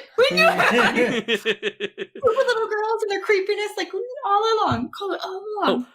One thing I'm so glad that I was afraid that they were gonna do. I know they were doing the whole like, no, it was me the whole time pulling all the strings, but I was really hoping that Barago was not Kaoru's father, because like we never know what exactly happened to her dad, other than she at one point he met the Golden Knight, was inspired to make a book about him, which he never finished, and eventually he passed away at some point. But we don't know what happened to him. I was like, oh god, please don't let it be that, because I don't like it when things are like too connected. I don't know. I feel like they did a good job with like she's still part of it. kind of, but like, yeah, I was really worried they were gonna make. I think we were like, she's calling not it this ultimate linchpin. Yeah. Everything is. Yeah, I think were we even worried at one point in time that like they were gonna be related or some weird thing? Oh No. Oh no. Well, what was the thing that's like apparently what was it? Barago was looking for a child that was born something along like the 6th day of the 6th month of the 6th year or something like 666. So it's like she just so happened to have fit all the right criteria. So that's She's Harry Potter. Yeah. She's the girl who lived. Garo. You're a Makai Knight. You're a Makai Knight, Koga. You're cool. I like her character too, though, because like, I feel like they probably, if any other show would have made her like way more ditzy than she was. Like, she was still kind of ditzy, but like, she was very likable. She wasn't annoying. Oh no. It was just like she kind of reacted normally. Like, it just seemed like she probably went with the flow a little bit more than she should, seeing how that she had a job and like somebody would die at every job. Some charisma to get a job like every other day. In a way, it's like it's a nice way of having a Lois Lane without having a character stupid enough to like constantly throw themselves into trouble. Trouble just comes her way due to forces beyond her control.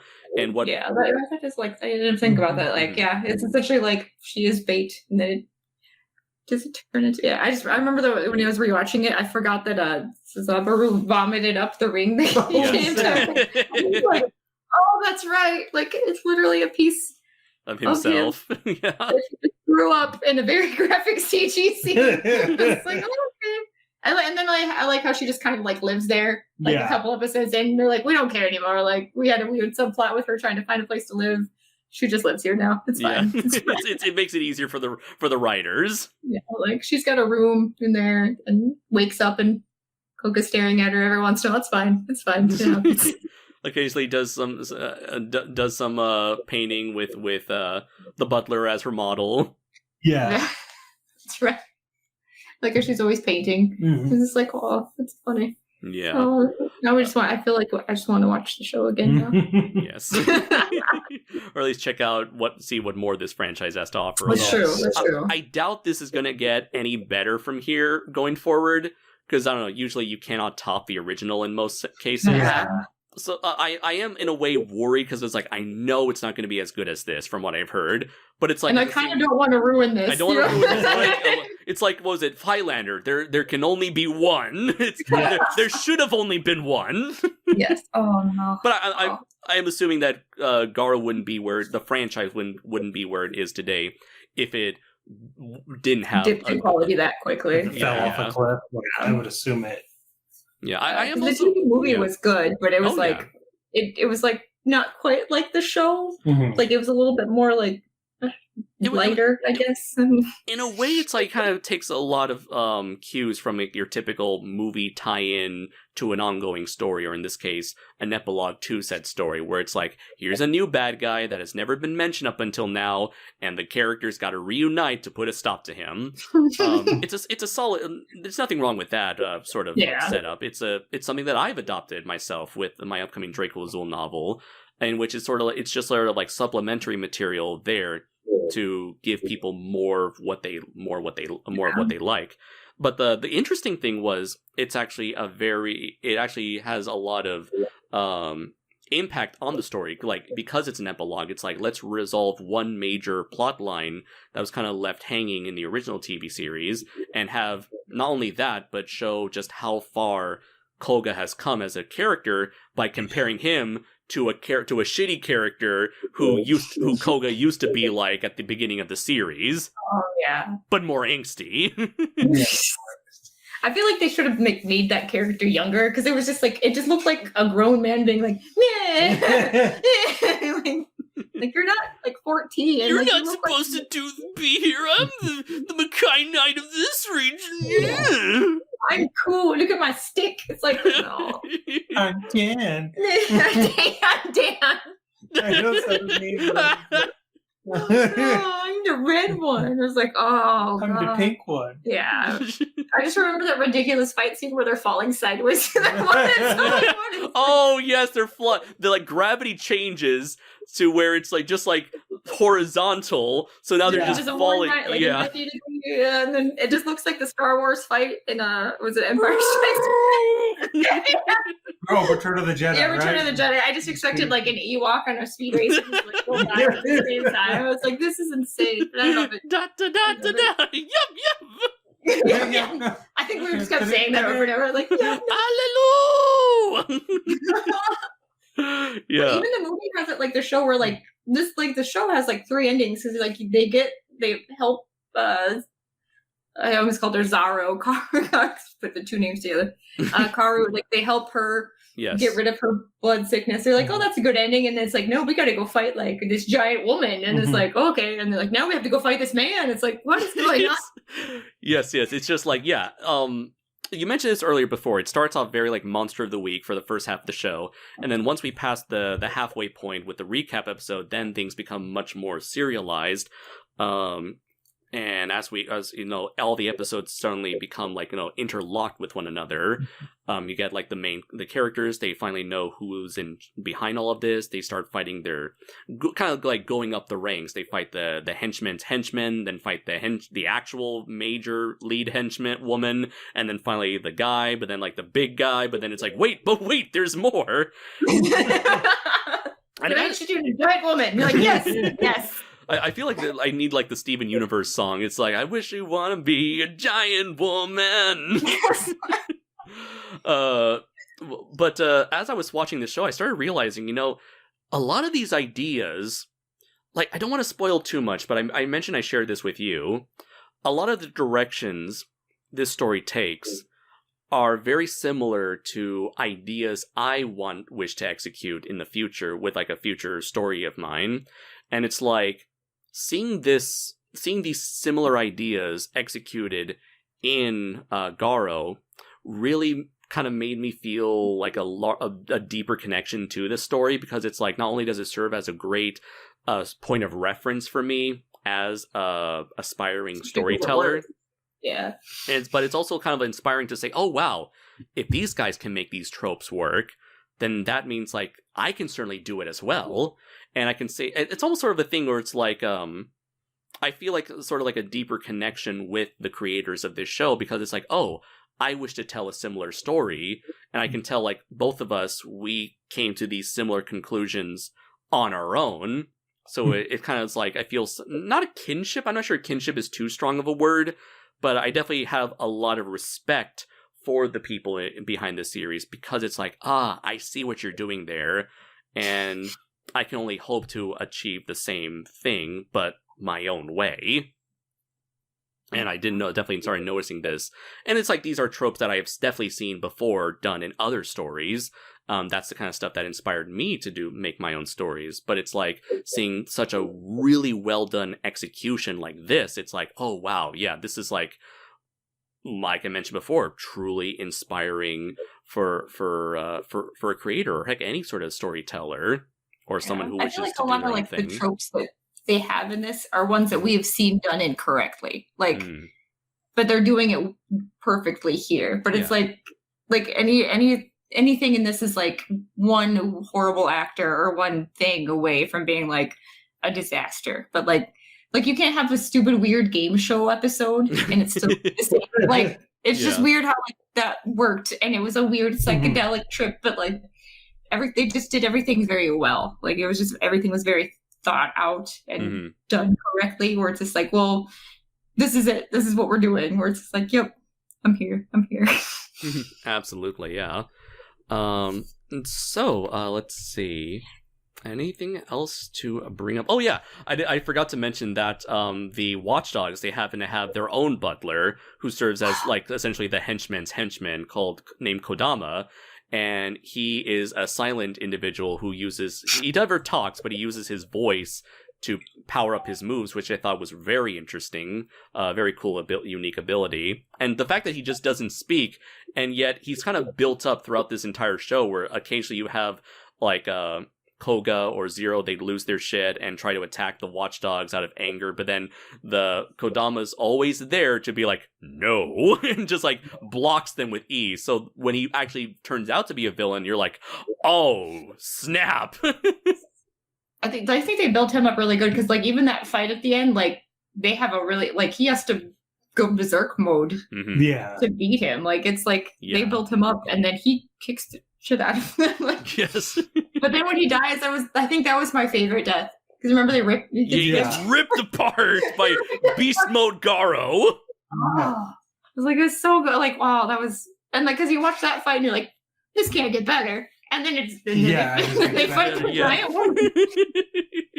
And then for a little bit you thought Zero was dead. And you're just like, no, you can't kill Zero.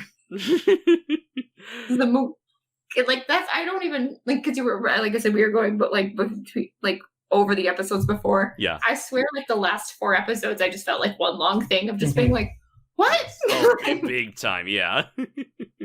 It's like why? Why is there? I don't care anymore. There's a large woman there. Like, it's insane. Yes, it's all insane. I love every minute of it. Just like the fact that like when this story ends with a climactic duel on like a spinning, it was like a spinning ring, a spinning metal ring that's like it was made to be a portal to the demon world, but it's just a spinning ring. A Stargate, yes, it's a Stargate. So they're fighting on a spinning Stargate, flying what feels like 100 miles from the air, from the sky. Yeah. It never stops falling. And then it runs into a building. And then it's lodged into a building. And then it's dislodged, and then falls another 100 miles. And then they do the fucking... It's, then they fight inside of it. And it's rolling down the street.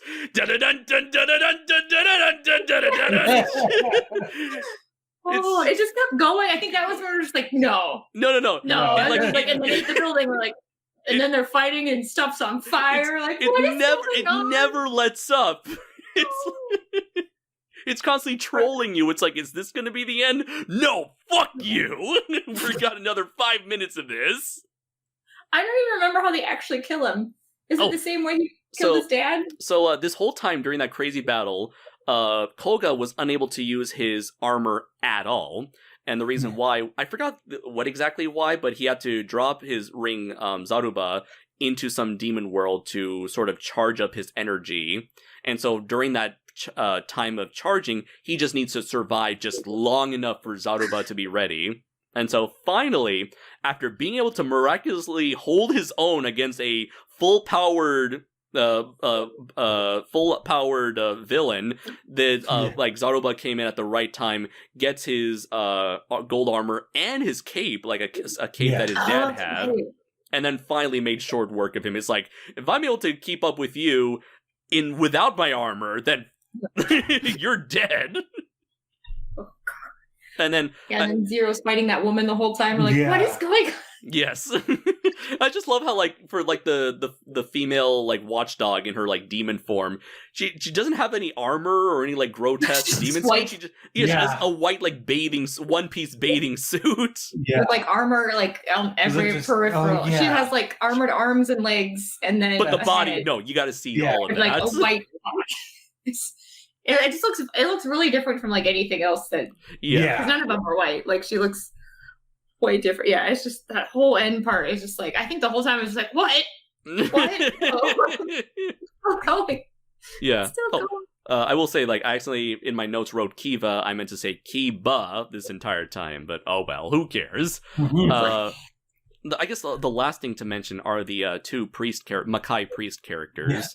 Yes. We had Amon, who was the elderly priest, so in this universe, the Makai priests are those who develop all the weapons for the Makai Knights to use. And in this case, what was it? I think Amon asked for the assistant, asked to meet with Koga, so he meets him in this, was this like a temple in the middle of a giant magic forest, and he's like, oh, let's play a little special game of chess. And he's finishing his dad's game. Yes, he's finishing his dad's game. And it's like, whoever loses will lose 10 years of their life. It's like, oh, but you're going to die. It's like, I've lived long enough. And it was like this whole test was just like a nice little means of examining Koga's progression as a character, as Amon wishes to sort of, in a way, study Koga and see, is this guy able to live up to Taiga's legacy. And it's like, you know what? We can finish this another time. You fight demons as long as you need. We don't have to worry about it later. And it's also hinted that he has a protege. So like, if and when he does die, his protege Job, which is revealed to be a childhood friend of Koga's, Jabi, will take over for him. And later on, she gets mixed up into this whole deal of people. When Mullen is mysteriously killed, everyone thinks it's Jabi. Zero and Kogar sent after Jabi, but then Jabi's like, no. That's when she's like, no, they're the watchdogs. They're the ones behind it all. Because she had the things that were supposed to seal the demons underneath, and they wanted them out. Yeah, so that's when everyone's like, obviously. There was like daggers, right? Because she was the one that makes the daggers that kill them. And so they were like, we need those for reasons. It's like, for reasons of not sealing the demons that are going to kill everybody. Like, yeah. Yeah, that was another thing. It's like, apparently when a Makai Knight kills a demon, they still leave behind some semblance of evil, dark energy, like a little piece of their soul. Those souls are somehow turned into these little swords, which I don't think were ever established until, like, that episode. I could be wrong, though. Zero has the one that is from his girlfriend, and that's what he threw at Kuga. Oh, okay. Because when he hurts his hand, he catches it with his hand. And I think it's not the prostitute. It might be the prostitute episode. But that's when he's sick. So he's like sick, and so she's like, what's wrong with you? It's like he's got poisoned in his hand from that. Okay. But yeah, it's like the demons remnants of the demons are turned into little dagger swords. And it's like, at that point, they have to be dispelled and thrown back into the demon world. But no, instead, the watchdogs are actually feeding these little pieces of leftover demons' souls to the evil villain Kiba this entire time. And so that's why she's like Jabi is stealing a whole bunch of these demon daggers. And it's like, no, we got to get rid of these as soon as possible. And of course, when I'm recording, there has to be a friggin' ambulance. It just happens every single time I'm recording. Makai Knights are coming for you. No, it's just one of Jabi's fanboys going, but Jabi! Yeah, that was funny for every time that we said, like, what's your name? It's Jabi! But Jabi! And then in the show, she sacrifices herself. You think she's dead. And then in the movie, she comes back. Yeah. Oh, that was a weird thing. I was surprised that like she's dead, because it's like, she felt like she was going to be a part of like the team fighting villains this entire time. It's like, nope, she's fucking dead. I thought they were like lining it up so like she was going to end up a Zero or something, like, or do like a weird what do you call love triangle between because it seems like I don't know if Kuga would be like capable of that. Or where she likes them as well, and Kuga's like, I don't understand. I don't know, like her. I picked her. Painter lady is mine now. Maybe that's why. It's like, maybe one writer said, "What if we did that?" And then like and then the director, Keita Amamiya, was like, no. Like, we're none of that. In fact, I'm going to kill this bitch so that we for sure don't do that. I think she was even like, if I was a woman, I would marry you. And he just looks really confused. Like, she said, if I was a normal woman. Yeah, interesting line of dialogue. Like, I kind of interpreted that as like, she just dedicated her whole life to being a Makai priestess. I'm assuming being a Makai priestess means you don't get to have a normal life or a family or whatever. Which was weird, because then the little girl was, I guess, like, they never really said who that little girl's like parents were for the movie. Just like, but maybe her parents weren't. Oh no, but then again, I think Koga's mother was also a priestess, who then I guess she abandoned being a priestess to join Taiga and fought. So I don't know what's up with that there. Maybe it's all explained in further Garo material. And that was also up in the movie. That was like probably them trying to be like, we never talked about his mom. It's like, they're like, oh shit. How much do you want to bet that? Do you want to bet that this movie, that the epilogue movie was or wasn't planned while they were making the story for the TV series? I don't think it was planned. Yeah, I don't think it was. Okay, it feels like they were like, okay, what can we make out of this story that's already been completed? And I liked how it was like an event that was like it's not like, oh, we can't kind of bring back the other guy. Like, this is an event that happens every 100 years, and this is what we're supposed to do. So it's like, because I kept thinking, I'm like, it would, like, how would this have happened if those two people wouldn't have murdered that other person? Like, would it have still have happened if they hadn't, like, chancely murdered somebody and buried it on the rock, the weird rock thing? Right. Let's see. I will say, like, at least like the gimmick of that villain, where it's like he's able to possess any body and just have like full strength, was pretty cool. It was great seeing Job. Go ahead. Sorry. How did it work? Because he had he possessed his bracelet, right? Because he had grabbed him with his hand when it got cut off. That's right. Remember, like, they were trying to figure out where he went, and like Zarbar was just like, yeah, he asked me too, and they're like, that guy's bracelet hasn't talked to him since then, and then they wouldn't just like trying to kill everybody. Right. That's right. Yeah. So I guess we should mention, like, if we didn't already, that the movie does introduce a third Makai Knight, which is Tsubasa, or as his title is, Dan, and rather than having a ring, you read the subtitles, it just says Dan. It's okay, Dan. Dan the man, Makai Knight man. Dan the man with no plan. Yeah, he's the angsty red one. Yes. And what was it like? This series, does. Oh, not the movie. The movie tries to introduce, new Makai Knight, tries to bring back Jabi, introduced like a young priestess, a little girl who's always referring to herself in the third person. Yeah, that got old. Like, she got better at the end. Like, I was really worried because at the beginning of it, it was like, this little girl's annoying. And then she got better. Because, like, when she got sick, I actually was like, oh, it's like, I actually feel bad that she's sick. But now it's just like, at the beginning, I was just like, oh, Ren needs to go somewhere. Like, I think Ren needs to go somewhere else. Can her and Jabi switch places?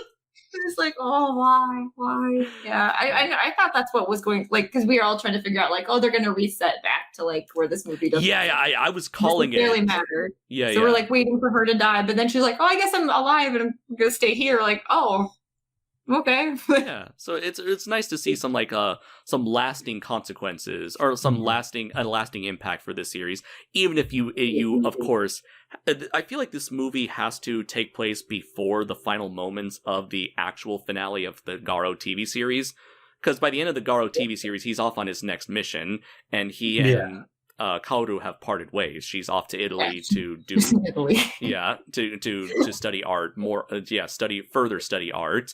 I like how even in Japan, that's a trope. Like here in America, I'm like, I need to go to Italy. It's like the same thing with like TV drama. It's like, what happened to this character who was part of the main cast? Oh, she flew off to Italy. When's she coming back?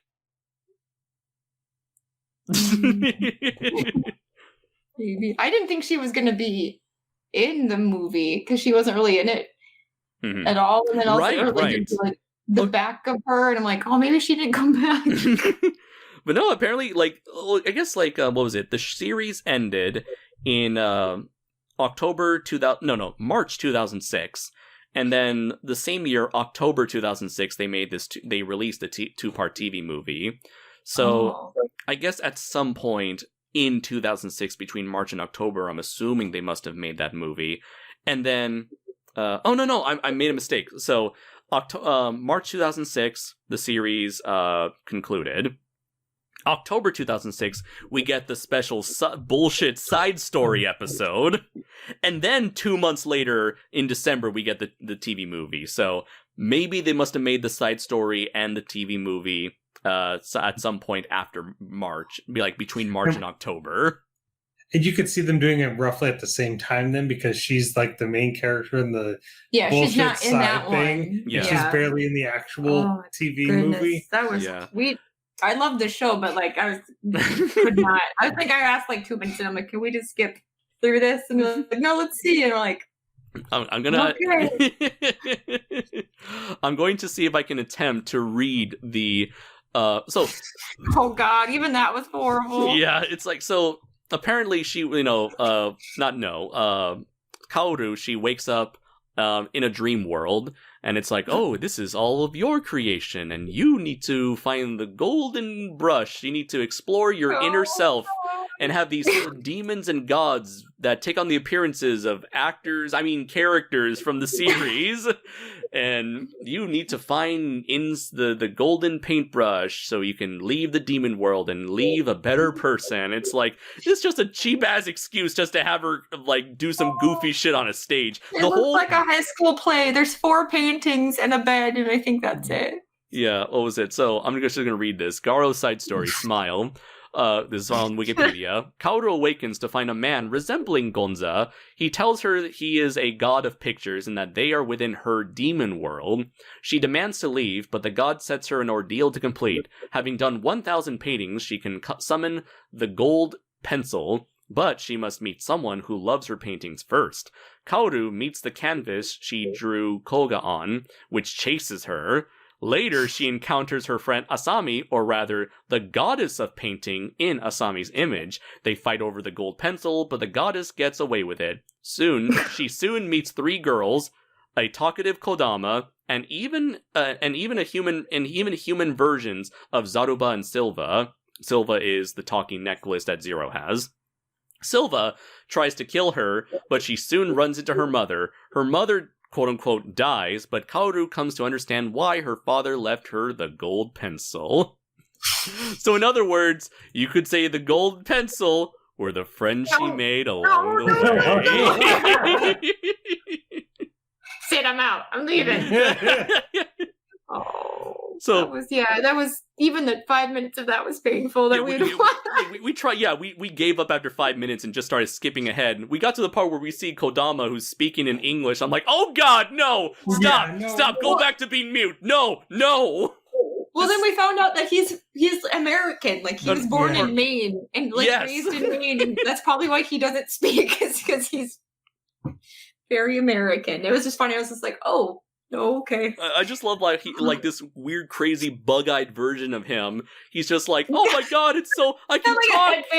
Yes, he's like, oh my god, this is amazing. I can talk for once.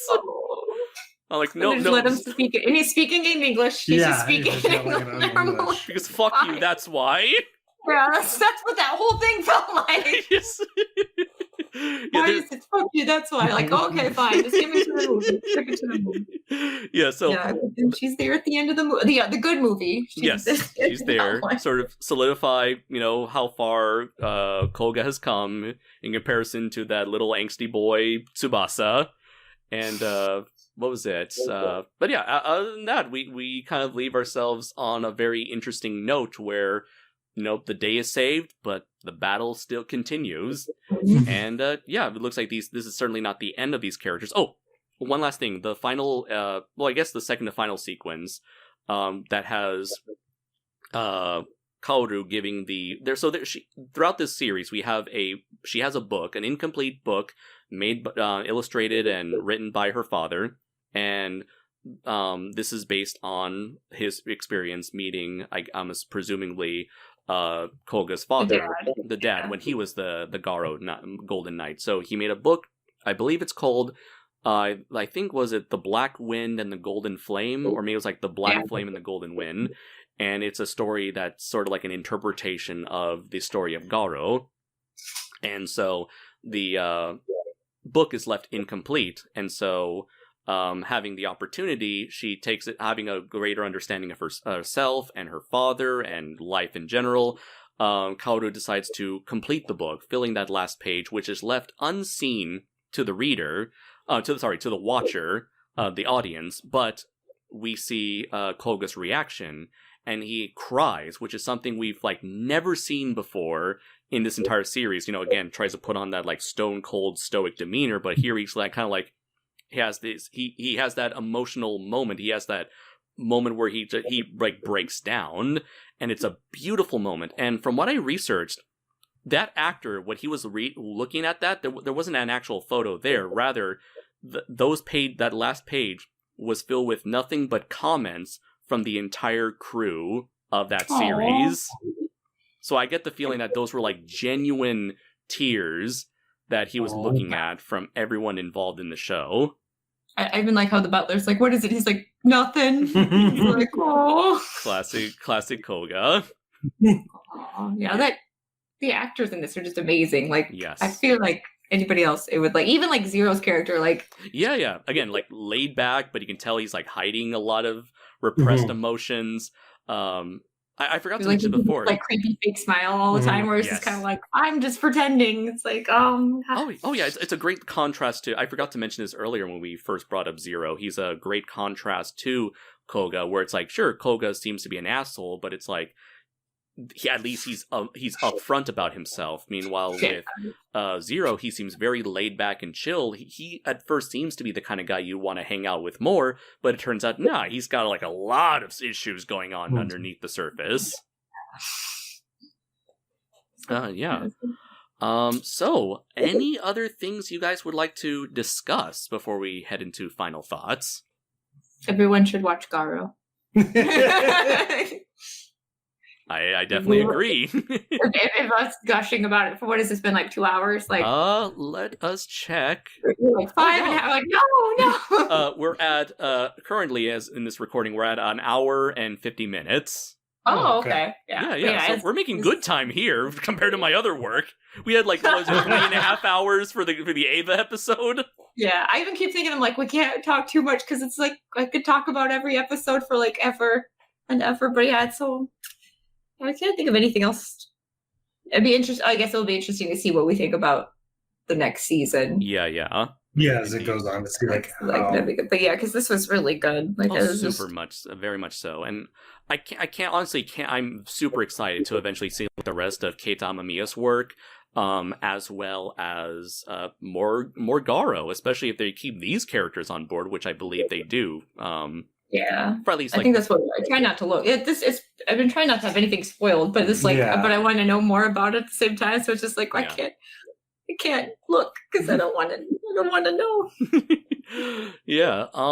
Let's see. So, here's a question: who would you recommend this to? We said everyone should check it out, but who do you think is everyone?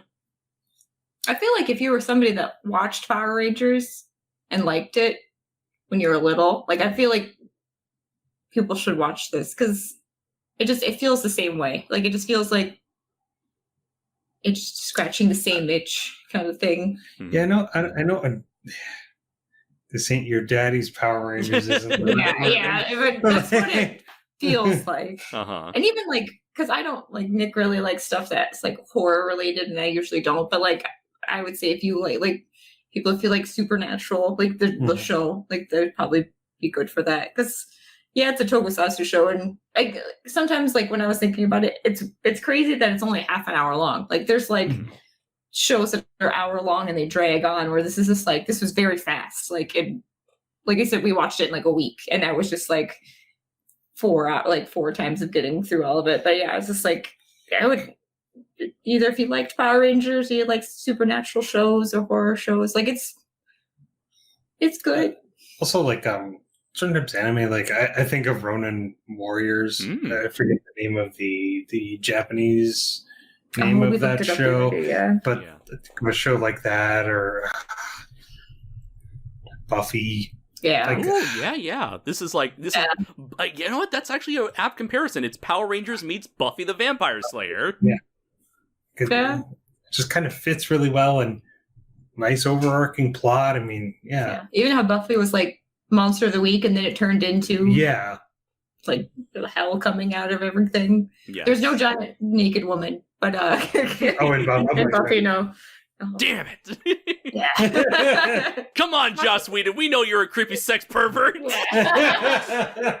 He probably is watching this like, they got away with it. It's like, oh, just don't be creepy, but yes. You can be a sex pervert, just don't be a creepy sex pervert. What'd I tell you? There's another ambulance. Yes. Every time you say creepy sex pervert, somebody needs the hospital. Turns out one of those creepy sex perverts got turned into a horror, and now Koga's on his way to kick some ass. Yeah. Think about that every time you hear an ambulance. Like, you go, Koga. You go. By the way, that's and Ronin Warriors is called Samurai Troopers in Japan. Oh, thank you. You'd think Samurai Troopers would be the American name by the sound of that. Yeah. Samurai Troopers! Oh, yeah, that just sounds like an American. It sounds like it should be flipped. It sounds like the stupid Power Rangers spinoff. But yeah, like I said, I would say anybody should watch the show. Like I feel like I joked about earlier that like one of those like people that are like, it's end times. It's just me with a sign that says Garo just beating people. Like, you should watch it. I've said this to like my brother to like watch. Like, you should watch this. So I just like spread it around. It's just like, it's so good. And I feel like I say nobody knows about it, but then like now that I've been watching it, I see other people talking about it. I'm like, why didn't I see? Yeah, but it still hasn't reached mainstream stuff, and it's like that is one of the things, most frustrating things about especially from our own Godzilla community / fandom / fan base, is that I noticed that a lot of people, and this is I guess true for a lot of other fandoms, they're kind of stubborn in their way, in that they don't wish to go outside their comfort zone. I mean, that's why I'll give a lot of credit to the anime community. It's like most people who love anime don't really particularly stick to one genre. When people say they're an anime fan, they generally watch like practically all genres. Yeah. You never see someone who's like, I'm only into the romance stuff, or I'm only into the action stuff. Like even anime YouTubers, they cover all that shit because they know their audience covers all that same shit. Yeah. But when it comes to like Godzilla, it tends to be like very much so like, it's Godzilla or nothing. Maybe Kong, maybe Gamera, maybe Ultraman, but then like I guess Power Rangers all to that some degree, but it's weird that I feel like there's a weird disconnect between Power Rangers and like everything else. Like yeah, like Power Rangers is sort of like their own thing. I know, like I have friends who like they grew up on Power Rangers, but then never saw any other Tokusatsu stuff, not even Godzilla, or if they have seen Godzilla, it's very limited. Because this to me seems like, I mean, I haven't seen much of any other Tokusatsu, like certain of every little thing, but this is one of the most accessible things I have seen. Yeah, that is anything Tokusatsu. Like it was even like it wasn't even dubbed. Like we were reading subtitles. Yeah, like it still seemed really. It seemed. It's weird because like when you're a little kid and you're watching Power Rangers, I think you know that those aren't people your own age, even though they're supposed to be. But like watching this, it's like it was not that I've gotten like a prostitute in a graveyard to try to beat my head in or anything, but it's just like these are more like relatable, understandable situations. And like, oh, we're not going to make the car wash. It's like you're 28 years old. Like, what are you doing? I'll give some credit to my younger, stupider self. You know, as like a very young, like pre-kindergarten kid watching Power Rangers, I thought those were legit teenagers. It's like, I think I did when I was younger, but like I think because of what am I like 3 years older than you? So like I remember when it was like the alien that had like the highlights in his hair. I'm like, I don't think that you're a child. No, it was when they got like the actual kid. It was like, was it Turbo? Yeah, that was Turbo. Yeah, like, a literal child who was supposed to be like 2 years younger, and I'm like, I know people who are 2 years older than me, and they don't look like they can go by beer. Like I don't understand. He was in full size when and then it's just like I like how they're like, oh, what happened? I don't know. It's like, okay, fine. I don't. I'm out. I'm done. I'm done. It's like, oh yeah. Yeah, anybody. So, I guess, who do you think? You're just gonna be like everybody. Let's see. I would say, if you enjoy, you know. If you enjoy, I'd say martial arts media, if you enjoy tokusatsu media, you enjoy horror media, I'd say it's a really interesting, very fascinating, and truly inspiring mixture of everything. It's one of those things where I like to call it's like the very definition of a passion project, where you take everything that you grew up with, everything that inspired you to become a creator, and make your ultimate sort of like masterpiece that kind of combines all of your influences into something brand new for the world to see.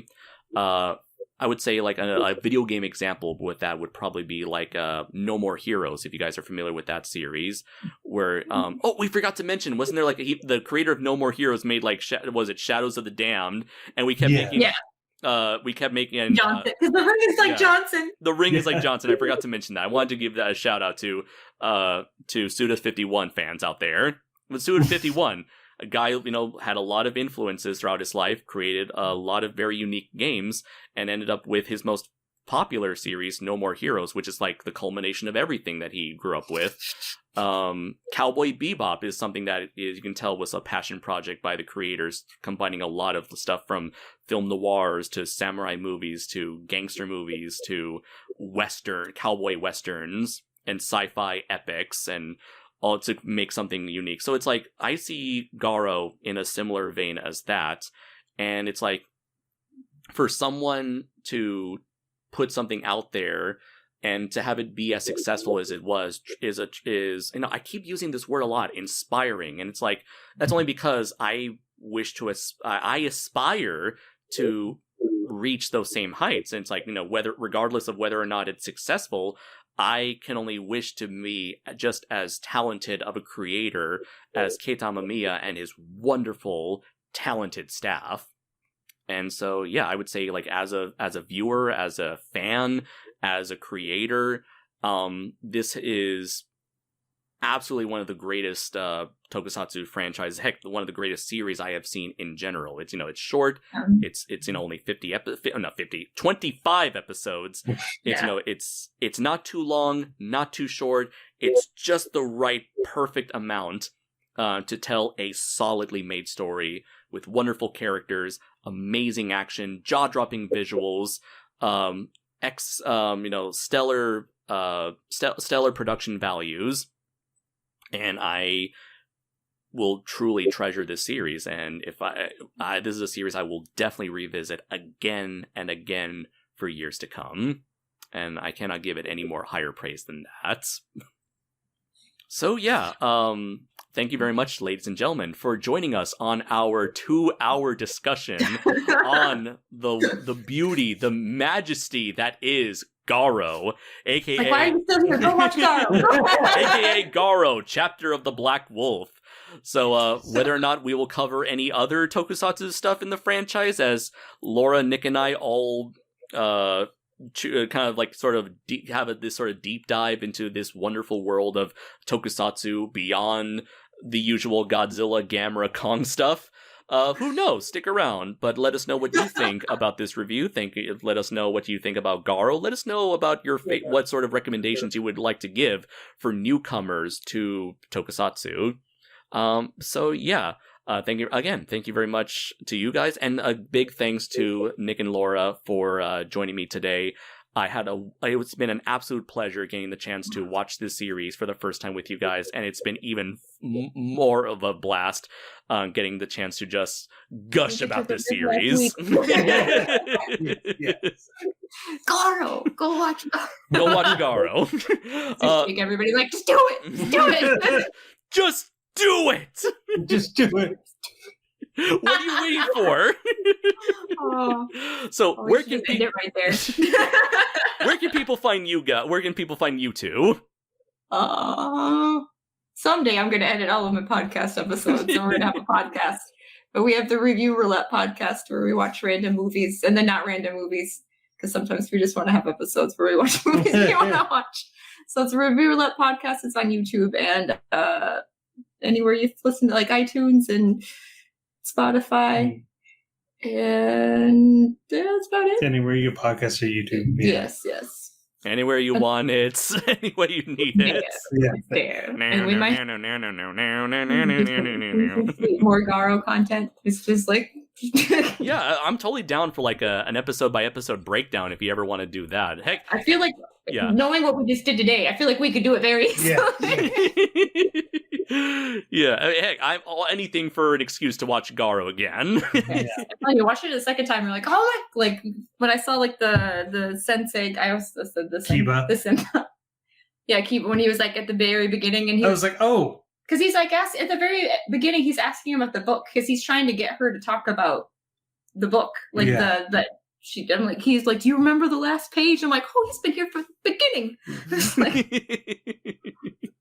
But thanks for having us on. Yeah, like I said, there's been, like I said, I felt bad because I'm like, what's going to happen? You're like, I don't know.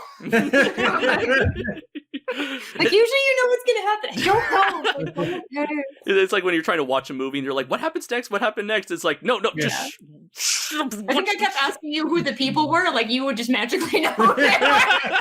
It's like, I can't help you here. But then you would always look it up then, so I just keep doing it. He's like, I don't know where to begin. This is doing the same thing that I could do, but I was just like, this could do it faster. This one's Bill the horror, and Johnny the horror. Creepy sex pervert number 2. Yes. Sex pervert number 2. Oh, you get to see all their comeuppances, and it's so like, Yes, especially the very beginning when you're just like, haha, creepy sex pervert. All right. So on that note, thank you very much for joining us, everybody. I have been Andres Perez, aka KaijuNoir. I'm Lora Fitkin. I'm Nick Fitkin. And until next time, everybody, take care.